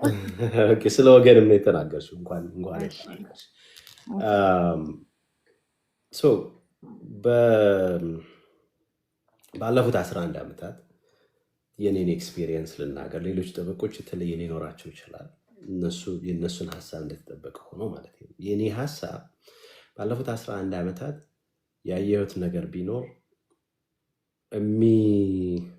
የሚያሳዝነው ነገር አሁን ስሎገን የተናገረችው ቤዚካሊ ብዙ ሚዲያ ላይ በየጊዜው አልቀርም፣ ግን በወጣሁ ቁጥር ሆነ ፕላትፎርም ላይ በወጣሁ ቁጥር ሳልናገረው ማልወርደው ነገር ይሄ ነው። እንደውም ቀልዳለሁ አንዳንዴ የሞኝ ዘፈን ሁልጊዜ አበባዬ እንዳይሆንብኝ እንጂ እያልኩኝ ነው ማወራው ብዙ ጊዜ። ምክንያት ተመሳሳይ ነገር ነው በአብዛኛው ማውራት የምፈልገው ለማውራትም የምፈልገው። እርግጥ ነው መረዳዳት ያስፈልገናል። አንደርስታንድ ያደርጋለሁ እሱ እርግጥ ነው። እዚህ ሀገር ብዙ የቆዩ ሰዎች አዳዲሶችን መርዳት አለባቸውን ብዬ አምናለሁ። እኔም ተረድቼ ነው እዚህ የደረስኩት። ሰዎችንም ብረዳ ደስ ይለኛል። ግን አንዳንድ ሙያዎች ደግሞ ቴክኒካል የሆኑ ሙያዎች ደግሞ አሉ። ልክ አንድ ሰው ሲታመም ሆስፒታል እንደሚወሰድ ሁሉ ወይም በትክክለኛ ሐኪም አይኑን ከታመመ የአይን ሐኪም ጋር መሄድ እንዳለበት ሁሉ የኢሚግሬሽን ጉዳዮች ስፔሻሊ ዚስ በተለይ ደግሞ ከ9/11 በኋላ በጣም ኮምፕሊኬትድ እየሆኑ ነው የመጡት። እርግጥ ነው እና ስናያቸው ፎርሞቹ ሰልፍ ኤክስፕላናቶሪ ናቸው፣ ቀላል ናቸው። ስም መሙላት ሊሆን ይችላል፣ አድሬስ መሙላት ሊሆን ይችላል። እሱ ይገባኛል። I totally understand። ባለሙያዎች አሉ። ከኔ I don't have a PhD ያለው ሰው አለ። ከኔ የበለጠ አንደርስታንድ ሊያደርግ ይችል ይሆናል፣ አላውቅም። ግን የህግ ሙያ ደግሞ ይለያል። በህግ አይን የምናየው ነገር እና ሰዎች ኦርዲናሪ የሚያዩት ነገር ይለያል ነው የኔ ክርክር። በተቻለ መጠን ወደ ጠበቃ ነው ስንል የኛንም ቢዝነስ ለማስፋት ብቻ አይደለም። ምክንያቱም በጣም ፕራክቲካሊ ያየኋቸው ብዙ ችግሮች አሉ። ለምሳሌ በጣም ከሚገርመኝ ነገር ሴትዮዋ እዚህ ሀገር መጣች፣ ግሪን ካርድ አላት፣ 5 ልጆቿ ኢትዮጵያ ናት። የደወለችልኝ አሜሪካ በመጣች ከ5 ዓመት በኋላ ደወለችልኝ።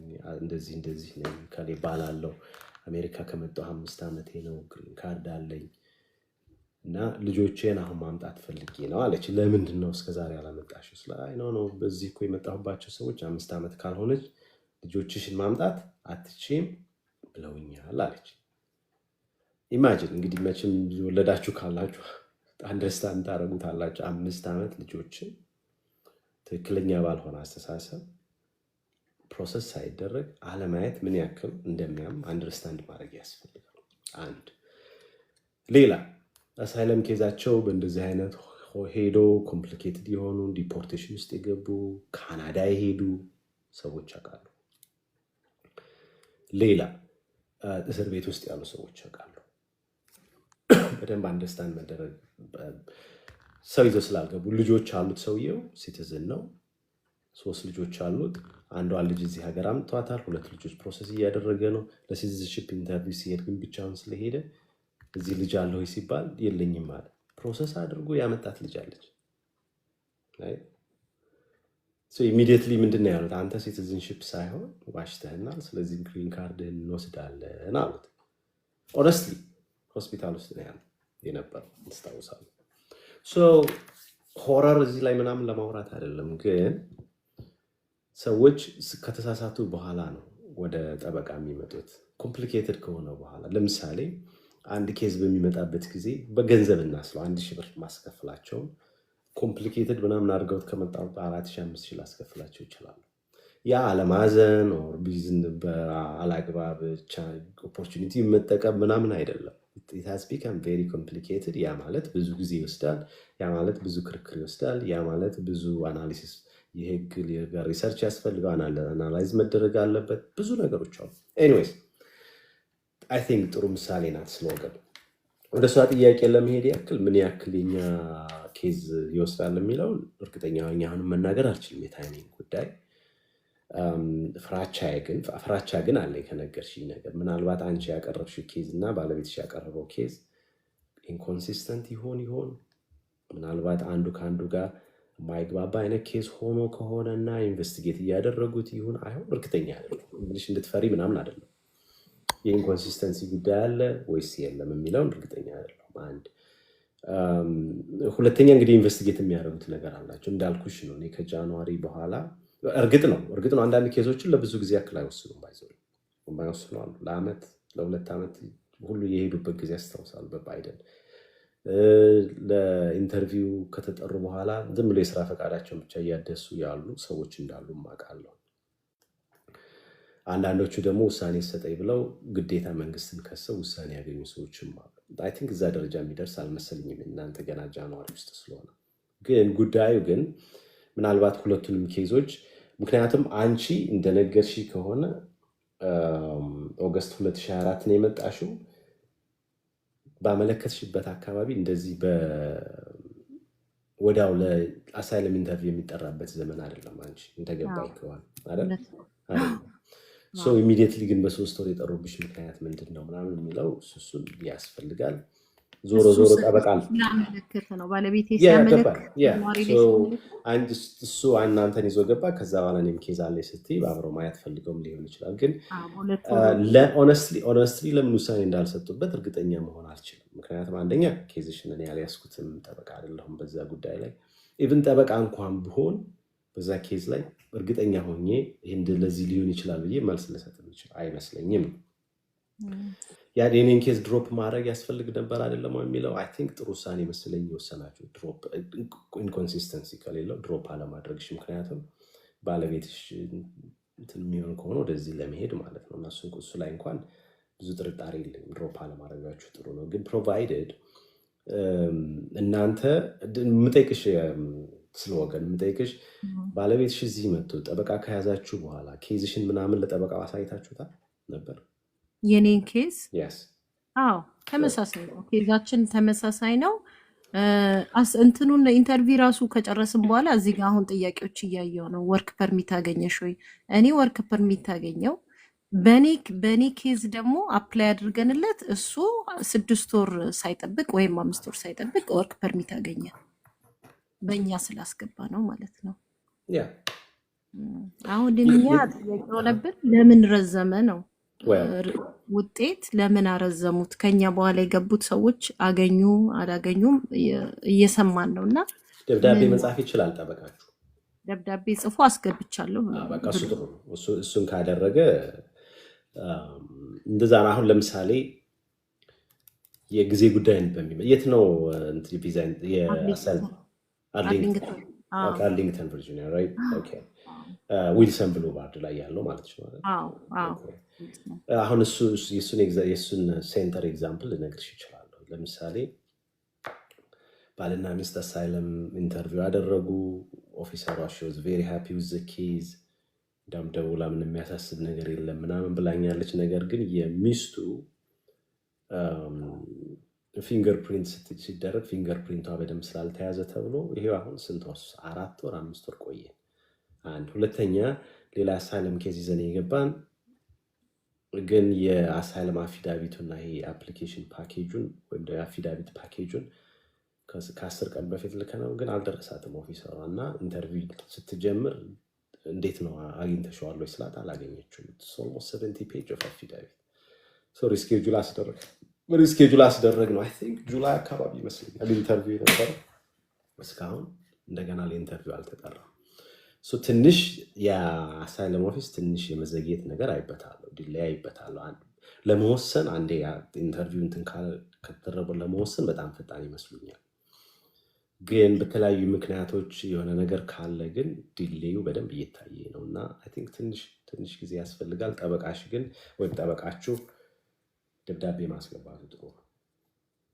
ኦኬ እሺ፣ አመሰግናለሁ። በዚሁ አጋጣሚ ወፍታሂ በጣም ነው የማመሰግነው አንተንም፣ ምክንያቱም ባንተ ነው እኛ ጠበቃ ያዝደው ያንተን ፕሮግራም ተከታትለን በጣም ገብቶን ነው ወደዛ ይሄድ ነው። በጣም ነው የምናመሰግነው። እግዚአብሔር ይስጥልኝ። አሳምንም ተባረክ። ታንክ ዩ። እናመሰግናለን። እግዚአብሔር ይከተላችሁ። ለሚቀረው ደግሞ ታንክ ዩ። እሺ ሰላም ሊዮ እንግዲህ ታፕታፑን በደንብ እያደረጋቸው ሞስት ደርሳችኋል። 50K ላይ ልክ እንደገባን አሳምን ሪፖርቱን አንዳንድ ነገሩን ኦልሬዲ እየመለሰው ነው፣ ግን ያለውን ታቻፕ ያደርገዋል። ማሂዬ ሰላም ብያለሁ። ሊዮ ወደ እንደምን አመሻችሁ። እንዴት አመሻው? እግዚአብሔር ይመስገን። የኔ ጥያቄ አንድ ቤተሰብ ነበረንና ያው በዚህ ዓመት ውስጥ የገባ ልጅ ነው። ያው ትንሽ ጀነራል ኖሌጅ ለማወቅ ስለፈለኩ ነው። ዩሮፕ አካባቢ ሆኖ መምጣት ፈልጎ ነበርና እዛ ያለ ያው ትንሽ ያሉት ነገሮች ጥሩ ስለማይሆኑ ምናምን ብለን ነበር። ያው እኔ ልመጣ ስላልፈለጋችሁ ነው ምናምን ብሎ ነው ኦኬ ጎሄድ ብለን ነው መጥቶ እንትን ብሏል ያለው እና አሳይለም ጠይቋል። እዚህ ከሱ በፊትም የመጡ በሱ አይነት ኬዝ የመጡ ልጆች ግሪን ካርድም ናሽናሊቲ የሚያገኙ ሰዎች አሉ እንደሚለው ከሆነ እና አሻራ አለው ስሙን ቀይሮ ምናምን ነው እንትን የመጣው እና በዚህ ላይ ምን እይታ አለህ ጠበቃችን? ብዙም እይታ ያለኝ ለምን መሰለህ የነገርከኝ ነገር አሻራ ስሙን ምናምን ቀይሮ የሚለው ነገር ወንጀል ነው ወይ? ለዚህ አይነት ቦታዎች ዲስከሽን ይሆናሉ ጥያቄ አለኝ። የሚታየኝ ነገር ምንድነው ከኢትዮጵያ ውጭ ብዙ ጊዜ ሌላ ሀገር የኖሩ ሰዎች እዚህ ሀገር አሳይለም ሲጠይቁ አንዱ የሚመጣው ችግር ለምን እዚህ ሀገር አሳይለም አልጠይቃችሁም? ለምሳሌ ዩሮፕ ወይ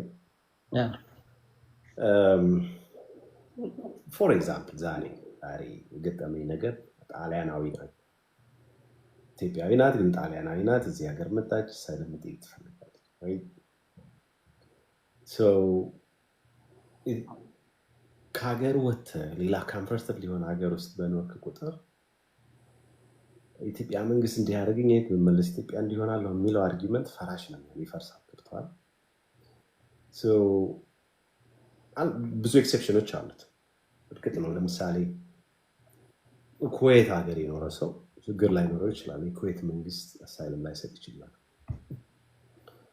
ወይም ደግሞ የሆነ ሀገር ሰው አሳይለም ብዙ የማይታወቅበት ኦር ላይክ ሳውዝ አፍሪካ ፎር ኤግዛምፕል ሳውዝ አፍሪካ ሰዎች መስራት ምናምን ይችላሉ፣ ግን የጥቁር ሳውዝ አፍሪካውያን ለኢትዮጵያውያን ላይ ትልቅ ችግር ያደርሳሉ። ሴፍ ፕሌስ አይደለም፣ ሴፍ ሀገር አይደለም። እሱን በስታቲስቲክስ እንትን ልታደርገው ትችላለህ። በዚህ ጊዜ ጥቁር ደቡብ አፍሪካውያን በኢትዮጵያ ላይ እንደዚህ ያደረጉ ምናምን እያልክ የካንትሪ ኮንዲሽን ልታመጣው ትችላለህ። ግን ለምሳሌ ከአውሮፓ የመጣ ሰው የመጀመሪያ ጥያቄ ምን አይነት አሳይለም ነው የሚኖርህ? ለምን እዛ አልጠየቅም? ወይም ደግሞ ፐርሲኪውሽኑን ኦልሬዲ ፍሌ አድርገህ እዛ ሄደሃል ምናምን ሊሆን ይችላል። እና ይሄን ያክል ብቻ ነው እዚህ ላይ ኮሜንት ማድረግ የምፈልገው። አይ ጠይቆ እዛ ረጅም ዓመት የተቀመጠ ነው፣ ሲቲዝንም የነበረ ልጅ ነው። የሚገርመው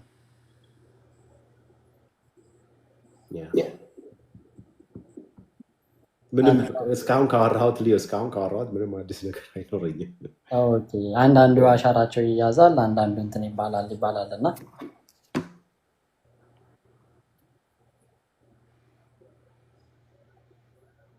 ከዛ አኳያን የጠየኩት ትራንዚት ባን የሚሉት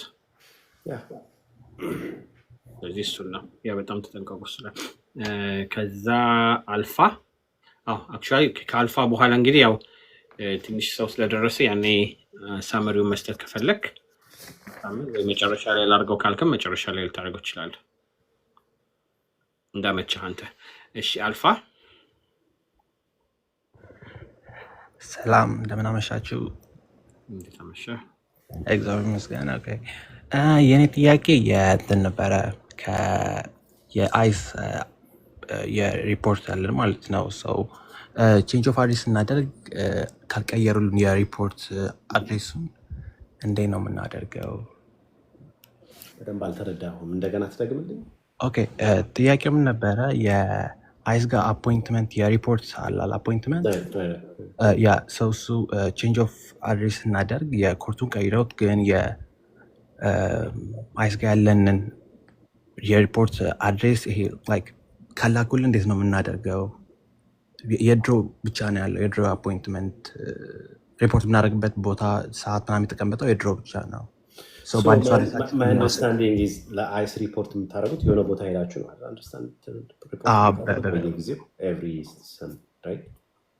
ኤቭሪ ይር ነበረ።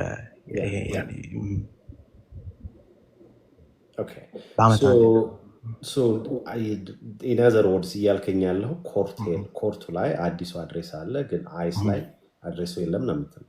ቼንጅ ኦፍ አድሬስ ግን ተሞልቶ ነበረ። ሪፖርት በምታደርግበት ጊዜ አልነገርካቸውም? ያኔ የመጀመሪያው አድራሻ ነው የነበረው። ከዛ በኋላ ሪፖርት ማድረግ አልነበረብኝም? አልነበረኝም። አሁን ሌት ስል ምንም ነገር የለም። well እስከ ዛሬ የአይስ ቼንጅ ኦፍ አድሬስ እንዴት ነበር የምትሞላው? ኦንላይን So did you do online? ኮንፊርሜሽን አለ? Okay. I don't think that's a problem. ማድረግ የምትችለውን ብቻ ነው ማድረግ የምትችለው። እነሱ አፕዴት ካላደረጉት ችግር ነው። እነሱ ላይ በፖስታ ይልካሉ። ትችላለህ፣ በእንደዛ ማድረግ ትችላለህ። በተለያዩ መንገዱ ማድረግ ትችላለህ። ኮንፊርሜሽኑን አያይዘህ በዚህ ጊዜ አድሬሴን ቀይሬያለሁኝ፣ ግን እዚህ ላይ የማየው ግን የድሮ አድሬሴ ነው፣ ስለዚህ ይኸው አድሬሴ አዲሱ ነው ማለትም ትችላለህ። መቀየሩ ልከውልኛል፣ ግን ሪፖርት እዚህ ቦታ አድርግ የሚለውን ያላኩት ቼንጅ ኦፍ አድሬስ ኮንፊርሜሽን ልከዋል። እስከዛሬ የምታደርግበት ቦታ ላይ ሪፖርት አታደርግም? ሌላ የት እንደሆነ አታውቅም? በአዲሱ አድሬስ ምን ነገር የለም። መደወል አትችልም? ኦኬ፣ እሱን ልሞክር። ስልክ ሳይነሳ ምናምን ከደረሰስ እሱን አንደርስታንድ አደርጋለሁ። ግን ትራይ ሪዝነብሊ ማድረግ የምትችለው ማድረግ የምትችለው ማድረግ ነው። በዚህ ጊዜ ትብያለሁ ማለት ነው። ኦልራይት፣ እሺ፣ ቴንክ ዩ በጣም ሰላም ደሩ። እሺ፣ ከዛ አይ ቲንክ ሚኪ ወይስ አይ ቲንክ እዚህ ላይ ብለናቸው ነበረ።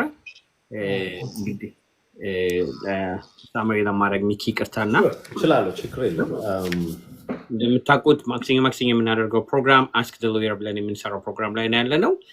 በየሳምንቱ የምናመጣው ጠበቃ የተለያዩ ቢሆኑም ያላቸው ኢንፎርሜሽን እና አንዳንዴ ጀነራላይዝድ የሆኑ ኢንፎርሜሽኖች ለሌሎቹ ሊጠቅሙ የሚችሉ በየሳምንቱ ባይሆንም ጀነራል አዳዲስ የሚቀይሩ ሀሳቦች ስፔሻሊ ትራምፕ ከመጣ በኋላ ደግሞ አጀስት የተደረጉ ወይም ደግሞ በባይደን ጊዜም የነበሩ ሞር ስትራክቸር ወይም ደግሞ ሪስትሪክትድ የሆኑ አሉ እና አዳዲስ ነገሮች ካሉ የሚለውን ነው። አሳምን አሁን ለሁላችሁም ሊጠቅም በሚችል መንገድ ጀነራላዊ ኢንፎርሜሽን የሚሰጥበት ሰዓት ስለሆነ ለሁላችሁም ይጠቅማል። ታፕታፕ እና ሼር እያደረጋችሁ እንግዲህ በጥሞና እንድታዳምጡ ወደ አሳምን እመለሳለሁ። እሺ፣ አመሰግናለሁኝ። እስካሁን ትንሽ ያቆየ ነው፣ ምናልባት ሰው በዛ ብሎ ቢሰማው ይሻላል የሚል ሀሳብ ስለነበረን ነው። በሌሎች ፕላትፎርሞች ላይ የገለጽኳቸው አብዛኞቹ ነገሮች ናቸው። ምናልባት ሌላ ቦታ ካያችሁ ያወራሁትን ይሄ ድግግሞች ሊሆን ይችላል፣ ግን ስቲል መናገሩ ጥሩ ነው ብዬ ስለማምን ነው። ሌላ ቦታ ያለው አይ ቲንክ ኦዲየንስ እና የኔፍታ ኦዲየንስ ይለያያል ይመስለኛል። የመጀመሪያው የሲቲዝንሽፕ ጉዳይ ላይ ያሉ አዳዲስ ነገሮች ናቸው። ምናልባት በተለያዩ ቦታ ሰምታችሁት ሊሆን ይችላል። ያው እንደምታውቁ ሲቲዝንሽፕ የአሜሪካ የዜግነት ጥያቄ በአሜሪካኖች እይታ እውነተኛ የሆነ ነገር ነው። ትልቁ የኢሚግሬሽን ቤኔፊት እዚህ ሀገር የአሜሪካዊ ዜጋ መሆን ነው። የአሜሪካዊ ዜጋ ለመሆን ሪኳርመንቶች አሉ። ከአሜሪካዊ ባል ወይም ሚስት ካለ 3 ዓመት ያክል ግሪን ካርዱን ለ5 ዓመት ያክል ከያዙ በኋላ አፕላይ ይደረጋል። ፊንገር ፕሪንት ይሰጣል፣ ፎርሙ ይሞላል። እዚህ የቆየበት ጊዜ ኦልሬዲ ሳቲስፋይ ከሆነ በኋላ ከዛ በኋላ አመልካቹ ጉድ ሞራል ካራክተር አለው ወይስ የለውም፣ ጥሩ ባህሪ ያለው ወይስ የለውም አይነት ነገር ነበር እስከዛሬ የነበረው ክራይቴሪያ።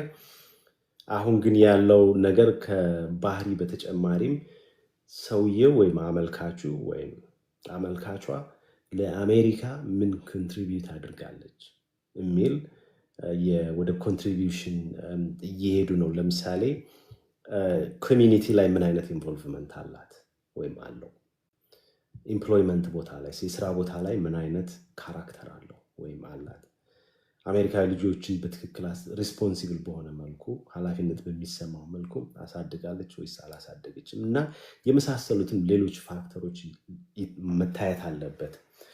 ከጥሩ ባህሪ በተጨማሪ ወንጀል ካለመስራት በተጨማሪ ለኮሚኒቲ ኢንቮልቭመንት፣ ለኤምፕሎይመንት ላይ ያለው ፐርፎርማንስ፣ ሌሎች ነገሮች ሁሉ ሊታዩ ይገባል የሚል የትራምፕ አድሚኒስትሬሽን ያመጣ ነው። ለምሳሌ በፊት የታክስ ጉዳይ አንድ ሰው ሲቲዝን በሚሆንበት ጊዜ የታክስ ያልከፈለ ከሆነ ፔመንት ፕላን ውስጥ እንኳን ቢገባ ችግር አልነበረውም። ፔመንት ፕላን ውስጥ እየገባ ነው፣ አሬስ እየከፈለ ነው ምናምን አይነት ነገር ነበር። አሁን ግን ሙሉ በሙሉ አሬስ ካልከፈለ ለምን እኛ ሲቲዝን እናደርገዋለን አይነት ነገር እያሉ ነው ያሉት እና ስትሪክት ቬቲንግ አለ። አሁን ሲቲዝን ለማድረግ ይሄ ሰው ወይም አመልካቹ ማን ነው ምንድን ነው የሚለው ከእስከዛሬ ከበለጠው እስከዛሬ ከነበረው የበለጠ ስትሪክትሊ እያዩ ያሉት ነው።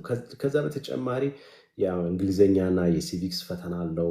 አብዛኛው ሰው እርግጥ ነው የሚያልፈው አይነት ነገር ነው። 10 ጥያቄዎች አሉ። ከ10 6ቱን ከተመለሰ ማለፍ ይቻል ነበር። አሁን ወደ 20 እያሳደጉት ነው ያሉት። ከዛ ውስጥ 12 መመለስ አለበት የሚል ነገር ነው። ለተማሩ ሰዎች ምናምን ብዙ ችግር የለውም። ይሄን አንደርስታንድ ግን እንደ ጠበቃ ቁጭ ብለን ደግሞ የምናስባቸው ሰዎች አሉ። እናቶቻችን አሉ ባይዘው እንግሊዘኛ በደንብ መናገር የማይችሉ አሉ። እንግሊዘኛውን በደንብ መናገር የማይችሉ ግን በደንብ አንደርስታንድ ቤዚክ የሆነ እንግሊሽ መናገር የሚችሉ ግን ይሄ የአሜሪካን ሲስተም በደንብ አንደርስታንድ ማድረግ የማይችሉ እናት አባቶች፣ ታላላቅ ወንድም እናቶች አሉ። እነሱን በሚመለከት ከበድ ሊል ይችላል ወደፊት የሚል ነው። ወይም ደግሞ ፈተናውን መፈተን አይቻልም የሚባል ከሆነ የዲስኤቢሊቲ ኤክሰፕሽንስ የምንላቸው ነገሮች ነበሩ በሐኪም የምናጽፋቸው። እናታችን 80 ምናምን ዓመት ሆኗቸዋል። አንደርስታንድ የማድረግ እንትን የላቸውም። ዲሜንሽያ አለባቸው፣ እንዲህ አይነት በሽታ አለባቸው፣ እንዲህ ምናምን የሚል አይነት ነገሮች ነበሩ።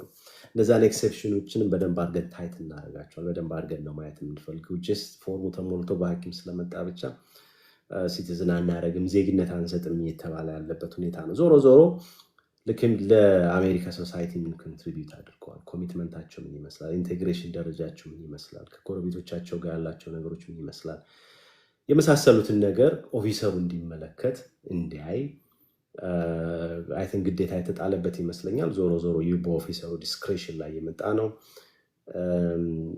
እና ሲቲዝንሺፕ ለማመልከት የምትፈልጉ ሰዎች እንዲህ አይነት ነገሮች ትንሽ ከፍ ያለ ስታንዳርድ ያለው ጥያቄ እና የስክሪኒንግ ሲስተም መኖሩን አንደርስታንድ እንድታደርጉት ነው። ሌላውና ሁለተኛው አይ ቲንክ በጣም ሲገርመን የነበረው ምንድን ነው ዲፓርትመንት ኦፍ ጀስቲስ 600 የሚሊታሪ የህግ ባለሙያዎችን ከዲፓርትመንት ኦፍ ዲፌንስ ወይም አሁን ዲፓርትመንት ኦፍ ወርክ የሚባለው አምጥቶ የኢሚግሬሽን ኬዞችን ልክ እንደ ኢሚግሬሽን ጃጅ ሆኖ የኢሚግሬሽን ኬዞችን እንዲወስኑ ውሳኔ መተላለፉ ነው። 600 ማለት ነው። የሚሊታሪ የህግ ባለሙያዎች ናቸው። የኢሚግሬሽን የህግ ባለሙያዎች አይደሉም። በኢሚግሬሽን ኤክስፒሪየንስ የሌላቸው ናቸው። እነሱ ናቸው እንግዲህ ዳኛ ሆነው ውሳኔ ይወስናሉ እየተባለ ያለው። የታየው ከመንግስት አንጻር ከትራምፕ መንግስት አንጻር ኬዞችን ለማፍጠን ነው። ነገር ግን ብዙ ችግሮች ያመጣሉ እየተባለ ነው። ላይክ ዲ ፕሮሰስ ኦፍ ሎው በኢሚግሬሽን ወይ አንድ የኢሚግሬሽን ዳኛ እስከዛሬ የሚሾመው አይዘር በኢሚግሬሽን የፕራይቬት ጠበቃ ሆኖ ለብዙ ዓመታት ያገለገለ መሆን አለበት፣ ወይም ደግሞ የተለያዩ የመንግስት መስሪያ ቤቶች ኢሚግሬሽን በሚመለከት ሪል ኤክስፒሪየንስ ያላቸው ሰዎች ነበሩ የሚሾሙት። አሁን ግን ከዛ ወጥቷል እና ብዙ የዲው ፕሮሰስ ጥያቄ ያስነሳል።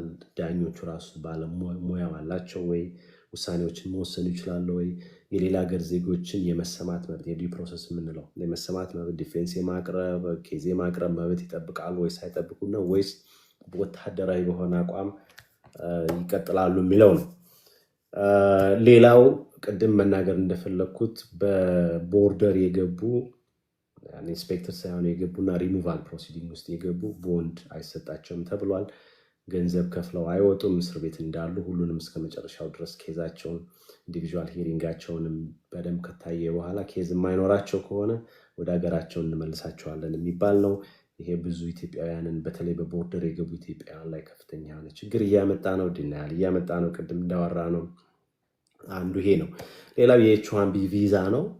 ኤች1ቢ ቪዛን በሚመለከት ያው ኤች1ቢ ቪዛ ማለት ስፔሻል የሆነ በጣም አድቫንስድ የሆነ እውቀት ያላቸው የሌላ ሀገር ዜጎች አሜሪካ ውስጥ መጥተው የሚቀጠሩበት ነው። ኤምፕሎየሮቹ እዚህ አሜሪካውያን ናቸው፣ ትላልቅ ካምፓኒዎች ናቸው። ለምሳሌ ቅድም እንዳልኩት እንደ አማዞን፣ አፕል፣ ጉግል፣ ቴስላ፣ ሶሻል ሚዲያ እና ፌስቡክ የመሳሰሉት ስማርት የሆኑ ሰዎችን ከሌላ ሀገር ነው የሚያመጧቸው። በተለይ ለኢኖቬሽን ነገሮችን ለመፍጠር ከሌላ ሀገር ነበር የሚያመጧቸው። ብዙዎቹ ከህንድ ነው የሚመጡት፣ ብዙዎቹ ከአውሮፓ ነው የሚመጡት። ግን ብዙ ኢትዮጵያውያንም በኤች1ቢ ቪዛ ወደዚህ ሀገር መጥተዋል፣ ወይም እዚህ ሀገር ለካሌጅ መጥተው ማስተርሳቸውን ፒኤችዲያቸውን ሰርተው እዚህ በኤች1ቢ ቪዛ አፕሩቭድ ሆነው የሚሰሩ አሉ። ወደ ግሪን ካርድ ለ3 ዓመት ያክል ያን ኤች1ቢ ቪዛ ሪኒውድ ሊደረግ ይችላል ለ3 ዓመት። በዚህ መሀል ግሪን ካርድ አፕሊኬሽን ውስጥ የሚገቡበት አሰራር ነበር። ትራምፕ መንግስት ከዚህ በኋላ $100,000 በእንደዚህ አይነት H1B ቪዛን በሚጠይቁ ኤምፕሎየሮች ወይም ደግሞ አሰሪዎች ላይ $100,000 ካልከፈሉ በስተቀር ወደዚህ ሀገር አያመጡም የሚል ነገር መጥቷል። እርግጥ ነው የብዙ ክርክር አለው። ይሄን ፕሬዚደንቱ የማድረግ ስልጣን አለው ወይስ የለውም የሚለውን ማየት እንችላለን። ልክ እንደ ኮታ እየተደረገ ነው። ወይም ደግሞ H1B ቪዛዎች ወደዚህ ሀገር ሰዎች ይዘው እንዳይመጡ ወደ መከልከል ደረጃ ከንበርሰም ነው። $100,000 አንድ መቼም ኤምፕሎየር ከፍሎ ወደዚህ ሌሎች ሰዎችን ሊያመጣ አይችልም። እንግዲህ በጣም የፈለጓቸው ሰዎች ካልሆኑ በስተቀር ግን በአብዛኛው እንደስከዛሬው በዛ ቁጥር ሊያመጡ አይችሉም። የትራምፕ አድሚኒስትሬሽን ሁሉንም የቴክኖሎጂ ካምፓኒዎች የቴክ ካምፓኒዎች አናግሬ ነው ዜሮ ቦርድ ይላል። ነገር ግን እነሱ አይናገሩም። የተናገሩትም መስማማታቸውንም የተናገሩበት ነገር የለም። አልተስማማንም ቢሉም ደግሞ ትራምፕ በዚህ እንደዚህ ያደርገናል ብለው የሚያስቡም አሉ። እሱ ይሄ ሁሉ ፖለቲካ ሁሉ የተጠበቀ ሆኖ ፕሬዚዳንቱ ግን ይሄን የማድረግ ስልጣን አለው የሚለው እኔ ፐርሰናሊ ያለው ብዬ አላምንም። ወደዚህ ሀገር ሊመጡ የሚችሉ H1B ቁጥሮችን መወሰን የሚችለው አይ ቲንክ ኮንግረሱ ይመስለኛል። ወይም ደግሞ መቀነስ የሚያስፈልግ ከሆነ በዚህ መልኩ ላይሆን ይችላል የሚል እምነት ነው ያለኝ። ግን ወደ ኮርቶች ወደፊት መሄዱ አይቀርም። ዞሮ ዞሮ ኢትዮጵያውያንና ኤርትራውያን ይሄ ጉዳይ ይነካል ወይ? H1B ቪዛ አፕሩቭድ የሆኑ ሰዎች ወይም ደግሞ H1B ኦልሬዲ ከሴፕቴምበር 21 በፊት አፕላይ ያደረጉትን አይነካም። ከዚህ በኋላ አፕላይ የሚያደርጉትን ነው የሚነካው። ስለዚህ እዛ ላይ ብዙ ውዥንብር እንዲፈጠር አልፈልግም። ሌላው የጠቅላይ ፍርድ ቤቱ የወሰነው ቴምፖራሪ ውሳኔ ነው። ብዙ ጊዜ የአይስ ኤጀንቶች ሰዎችን በሚናገሩት ቋንቋ ወይም በመልካቸው እንዳያቆሙ፣ ሲዝ እንዳያደርጓቸው፣ ስቶፕ እንዳያደርጓቸው ሬስ ወይም ላንጉጅ ዋን ኦፍ መኒ ፋክተርስ ሊሆን ይገባል የሚል የፎርዝ አሜንድመንት ጋር የተያያዘ የጠቅላይ ፍርድ ቤት ውሳኔ ነበረ ከዚህ በፊት። አሁን ግን በቀደም ዕለት የሱፕሪም ኮርቱ አትሊስት ቴምፖራሪ ገና ፐርማነንትሊ ክርክር ላይ ነው ያለው። ቴምፖራሪ ግን አይስ የሌላ ሀገር ዜጎችን ከዚህ ሀገር የሚያስወጣ ከሆነ በቋንቋቸውና በመልካቸው ካላያቸው በስተቀር በመለያቸው ይችላል አይነት የሚል ውሳኔ ነው ያደረጉት። እንዳልኳችሁ ቴምፖራሪ ነው። ነገር ግን በተለይ ስፓኒሽ ተናጋሪ ሰዎችን ይሄ ይጎዳል ተብሏል። ራሻል ፕሮፋይሊንግ ሊኖር ይችላል የሚል ብዙ ክርክር ላይ ያለ ነው። ግን የጠቅላይ ፍርድ ቤት ዳኞች ግን ሬስን እንደ አንድ ፋክተር እንደ ዋና ፋክተር ወስዶ እንደዛ ሲጀር ውስጥ ሊያስገባ የሚችል እና ፎርዝ አሜንድመንትን የህገ መንግስት ሊትሬቸር ኮንስቲቱሽናል ሊትሬቸር ሊቃረን የሚችል ነገር መጥቷል። ሌላው ትራምፕ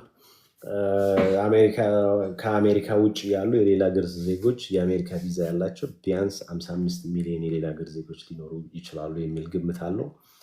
እነዚህ ሰዎች ግን የቪዛውን ስለያዙ ብቻ ወደዚህ ሀገር ይመጣሉ ማለት አይደለም። እንደገና ቬት እናደርጋቸዋለን እነዚህ ሰዎች እነማን ናቸው የሚል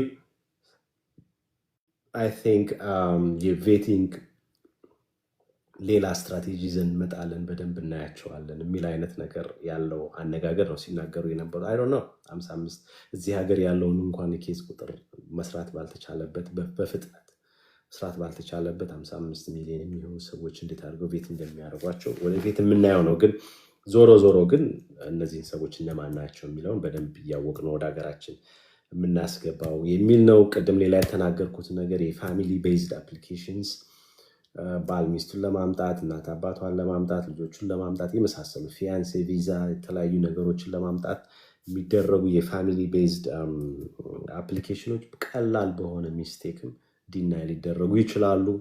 ሪኩዌስት ፎር ኤቪደንስ ላይ ጠየቅ ይችላል። ሰከንድ ቻንስ ዩኤስሲአይኤስ ላይ ሰጥ ይችላል። ኢንቴንቱ ዲናይ ነው ዲናይ ላይ ያደርገው ይችላል።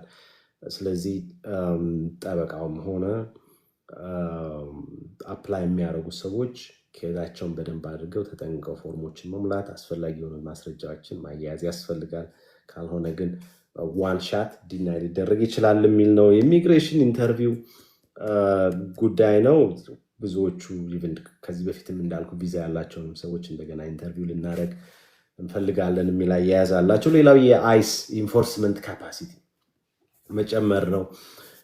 በቀደም ዕለትም እያወራሁት ነበረ። የአንድ ትልቅ ምሳሌ ሆኖ የመጣው የጆርጂያ ውስጥ ያለው የሃዩንዳይ መስሪያ ቤት ውስጥ አይስ ሬድ አድርጎ ከ500 በላይ ደቡብ ኮሪያውያን ወረቀት የሌላቸው ደቡብ ኮሪያውያን ሲሰሩ መገኘቱ ነው። አንድ ትልቅ ኒውስ በኢሚግሬሽን ታሪክ እንደዛ ኢሚግሬሽን ነው አጥንቻለሁ ዩኒቨርሲቲ ውስጥ እያለሁኝ ከዛ በኋላ ማነባለሁ ብዬ አምናለሁ። እንደዚህ አይነት ኬዝ በአንድ ጉዳይ ላይ ከ500 ሰው በላይ ያውም በጣም ኢንተርናሽናል ሬናውንድ በሆነ ብራንድ በሃዩንዳይ እንደዚህ መሆኑ በጣም ትንሽ ገርሞናል ራይት። እና ዞሮ ዞሮ የአይስ ስራ ከሎስ አንጀለስ ጀምሮ ዋሽንግተን ዲሲ ገብተዋል። ከዛ በኋላ አሁን ወደ ሜምፊስ ቴኔሲ፣ ወደ ቺካጎ እና ሌሎች የዲሞክራቲክ ሲቲዎች ለመሄድ አይ ቲንክ ፖርትላንድ ኦሬገንም አካባቢ ዲዛይን ነገሮች ሊኖሩ ይገባል እየተባለ ነው። ዞሮ ዞሮ ከአይስ ጋር ያለው ሰዎች ኮንታክት እንኳን ቢኖር ወረቀት ያላቸው ሰዎች ኢሚዲየትሊ ማሳየት ነው። ግሪን ካርዳቸውን ማሳየት፣ ሲቲዝን ማለት ድራይቪንግ ላይሰንሳቸውን ማሳየት፣ ምንም እንትን ማለት መጣላት ምናምን አላግባብ የሆነ ቲያትር መስራት አያስፈልግም። አንተ ማን ስለሆንክ ነው የምታቆመኝ ሊባል አይገባም። ማንንም ሰው ማቆም ስለሚችሉ ማለት ነው አትሊስት ህጉን ተከትለው። ነገር ግን ወረቀት የሌላቸው ሰዎች ደግሞ ወይም ደግሞ ወረቀት ፕሮሰስ ላይ የሆኑ ሰዎች ደግሞ ሊጠነቀቁ ይገባል የሚል አንድ 11 ነጥብ ነው ያለኝ። ሌላው የግሪን ካርድ አፕሩቫል ካሰብነው በላይ እየፈጠነ ነው። አፕሩቫል በጣም ቶሎ ቶሎ እየመጣ እንደሆነ ነው ያለኝ ኤክስፒሪየንስ። ሌሎች ጠበቆችንም ሳዋራ እንደዛ ነው። ቶሎ ቶሎ አፕሩቭ እየተደረገ ነው እና that's good news። እነዚህ ናቸው ያሉኝ ለዛሬ ላነሳቸው የፈለኳቸው። አስቀድሞ እንደሚባለው እንግዲህ ጉድ ኒውስም መጥፎውን በዛው ልክ ነው። ግን አብዛኛውን ጊዜ ግን ሳትዘጋጁ መቅረቡ ወይም ደግሞ በችኮላ መግባቱ ስፔሻሊ ደግሞ ክሪሚናል አክቲቪቲ ላይ ያለ ነገር በጣም መጠንቀቅ ብቻ ሳይሆን አብዛኛው ነገር ግን ያለው ቅድም እንዳልነው ደግሞ እስር ቤት ውስጥ ያሉ በቦርደር ገብተው ያሉት አብዛኛውን ኬስ ያየሁት እኔ ሌላ ቦታ አሳይለም አልጠይቃችሁም ወይም ደግሞ ሳም ካይንድ ኦፍ ችግር ባለፉበት ሀገር ውስጥ ካልደረሳቸው በስተቀር አብዛኛው ነገር ድናይ ሲደረግ ያየነው ብዙ ኬሶች አሉና እሱን ቼክ አድርጉ ማለት ነው። አንድ ወይ ሁለት ጥያቄ ይቀበላለሁኝ። እኔም ነገ ኮርት ስላለኝ እዚህ ጋር ያላቸው እንግዲህ ሌላ ጊዜም ትመጣለሁኝ። ፐርሰናሊ ማናገር የሚፈልግ ሰው ካለ ይደውልልኝ ይችላል። ከይቅርታ ጋር እንግዲህ ሰዓቱን ትንሽ አርፍደን ስለጀመርን ከላይ ያሉትን ብቻ አስተናግደን እንግዲህ ከታች መቀበል አንችልም ማለት ነው። ከይቅርታ ጋር ብዙ ጠብቃችኋል ሌሎቻችሁ ይገባኛል። ኔክስት ዊክም ደግሞ ፍቃዱ ስለሚመጣ ዛሬ የመጣችሁትን መቀበል ያልቻልኩትን አሁን ፕሮሚስ ገባላችኋለሁ። ሻቶ ስጄ እና አንድ ጥያቄ ልጠይቅህ እና ከዛ ወደ ሚኪ ሄዳለሁ። ሰዎችን እንግዲህ ምንድነው ስፔሻል ኒድ ያለን ቤተሰብ ነን ብላለች እና እርዳታ ቤት ውስጥ ችግር ስላለባቸው ስራ ለመሄድ ከኢትዮጵያ ሰው ማምጣት ፈልጉ ማምጣት የሚቻልበት መንገዶች አሉ ወይ? እና ስራ ለመስራት ማለት ነው እንደ ቤቢ ሲተር አድርጎ ለማምጣት ምን ማድረግ ይቻላል? አይ ቲንክ ፕራይቬትሊ ብናወራ ምን ይመስላታል? ወይም ደግሞ ጥሩ ኦኬ እንደዛ ይሻላል። እሺ ሚኪ ወደ አንተ ልምጣ።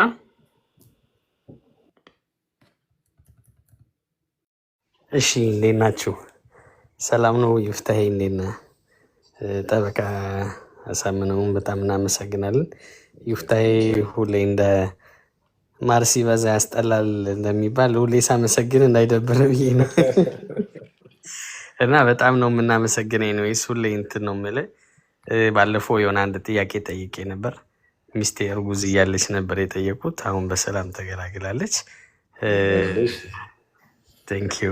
እና አሁን ምን እኔ እዚህ ቴክሳስ ነው ያለሁት። ሁለታችን ቅድም እንደምትለው የነበረው እህታችን ኬዛችን በኬዝ ክሬተር ነው እንትን ያደረግነው ያገዘ ሰው ነበር እኛን የሞላ ነው። ሁለት ኬዝ ነው ክሬት ያደረግነው እንዳለችው መጀመሪያ ሰው ስንመጣ እንደዚህ ስላለን ልክ እሷ እንዳለችው ላለመድገም እንደዛ ነበር የተባልነው እና አሁን ጠበቃ ለመያዝ ፈልጌያለሁ። ሁለተኛ ደግሞ እዚህ ቴክሳስ ስላለው እኔ ቅድም እንዳልከው ጠበቃ እዛ ዲኤምቪ አካባቢ ቶሎም እየተጠራ አይነት ነገርም የሆነ ኬዝም እኔም እያየው ነው የተወሰነ ነገርና እንደ ኬዝ ባለቤት እየሰማሁ አንዳንድ ነገር ስላለ አሁን ልጁ ተወልደዋል ኦልሬዲ።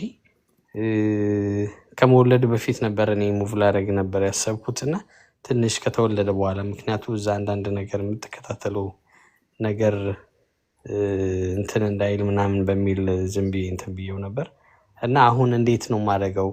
አሁን እዚህ ሁኜ ነው ኬዜን እዛ ማድረገው ወይም እኔ ግዴታ ሙቭ ማድረግ አለብኝ የሚለው አይነት ጥያቄ ነው ያለኝ። ሚኪ privately now እሺ I have a good reason for you. እሺ Okay? Yeah. እሺ የመጨረሻ ልሄድ ስለሆነ ስለደከመኝ ምናምን አለ። ሁለታችሁም ግን I think የበለጠ ትጠቀማላችሁ አምናለሁ በዛ። በቃ ጥሩ እሺ። ስልክን በዚህ ታች ዴሞ ይፍታይም ጻፍልኝና ኮፒ ላድርጋት እና እዚህ ሆኖ አንድ ጓደኛ እየጠየቀኝ ነው። ልጁ ከተወለደች 1 ዓመቷ ነው እና እሱ እንደኛ ኬዝ ነው ያለው። አሁን ህፃኗ ልጅ ኦልሬዲ ምንድን ነው የሚባለው ኦልሬዲ ሲቲዝን ሆናለች እና ወደ ኢትዮጵያ ሊልካት ፈልጎ ልጅቷን ኬዙ ላይ ችግር ሊፈጠርበት ይችላል እንዴ? ምን አይነት ኬዝ ነው ያለው? አሳይለም ነው፣ ወርክ ፐርሚት አለው፣ ሶሻል ሴኩሪቲ ሁለቱም ባልና ሚስት እንደዛ ናቸው። I don't see any problem honestly. ብዙ አይታይም እሱ። ጥሩ በዛውም የኔ ሳልጠይቅ የልጄ የበር ሰርቲፊኬት አፕላይ አድርጌለት እስካሁን ምንም እንትን የለም። ኦልሬዲ 1 ወር ከምናምን ነዋል። እሱ በእንደየስቴቱ ጊዜ ይለያያል እንጂ እሱ ላይ እንኳን ብዙ አትቸገርም። ይመጣል definitely. ቴንኪዩ አመሰግናለሁ ጠበቃ። በቃ እደውልልሃለሁ ፎር ሹር። መቼ መቻል ሰዓት ብትነግረኝ ደስ ይለኛል። ደውልልኝ፣ ቴክስት አድርገኝ፣ እንደዛ ይሻላል።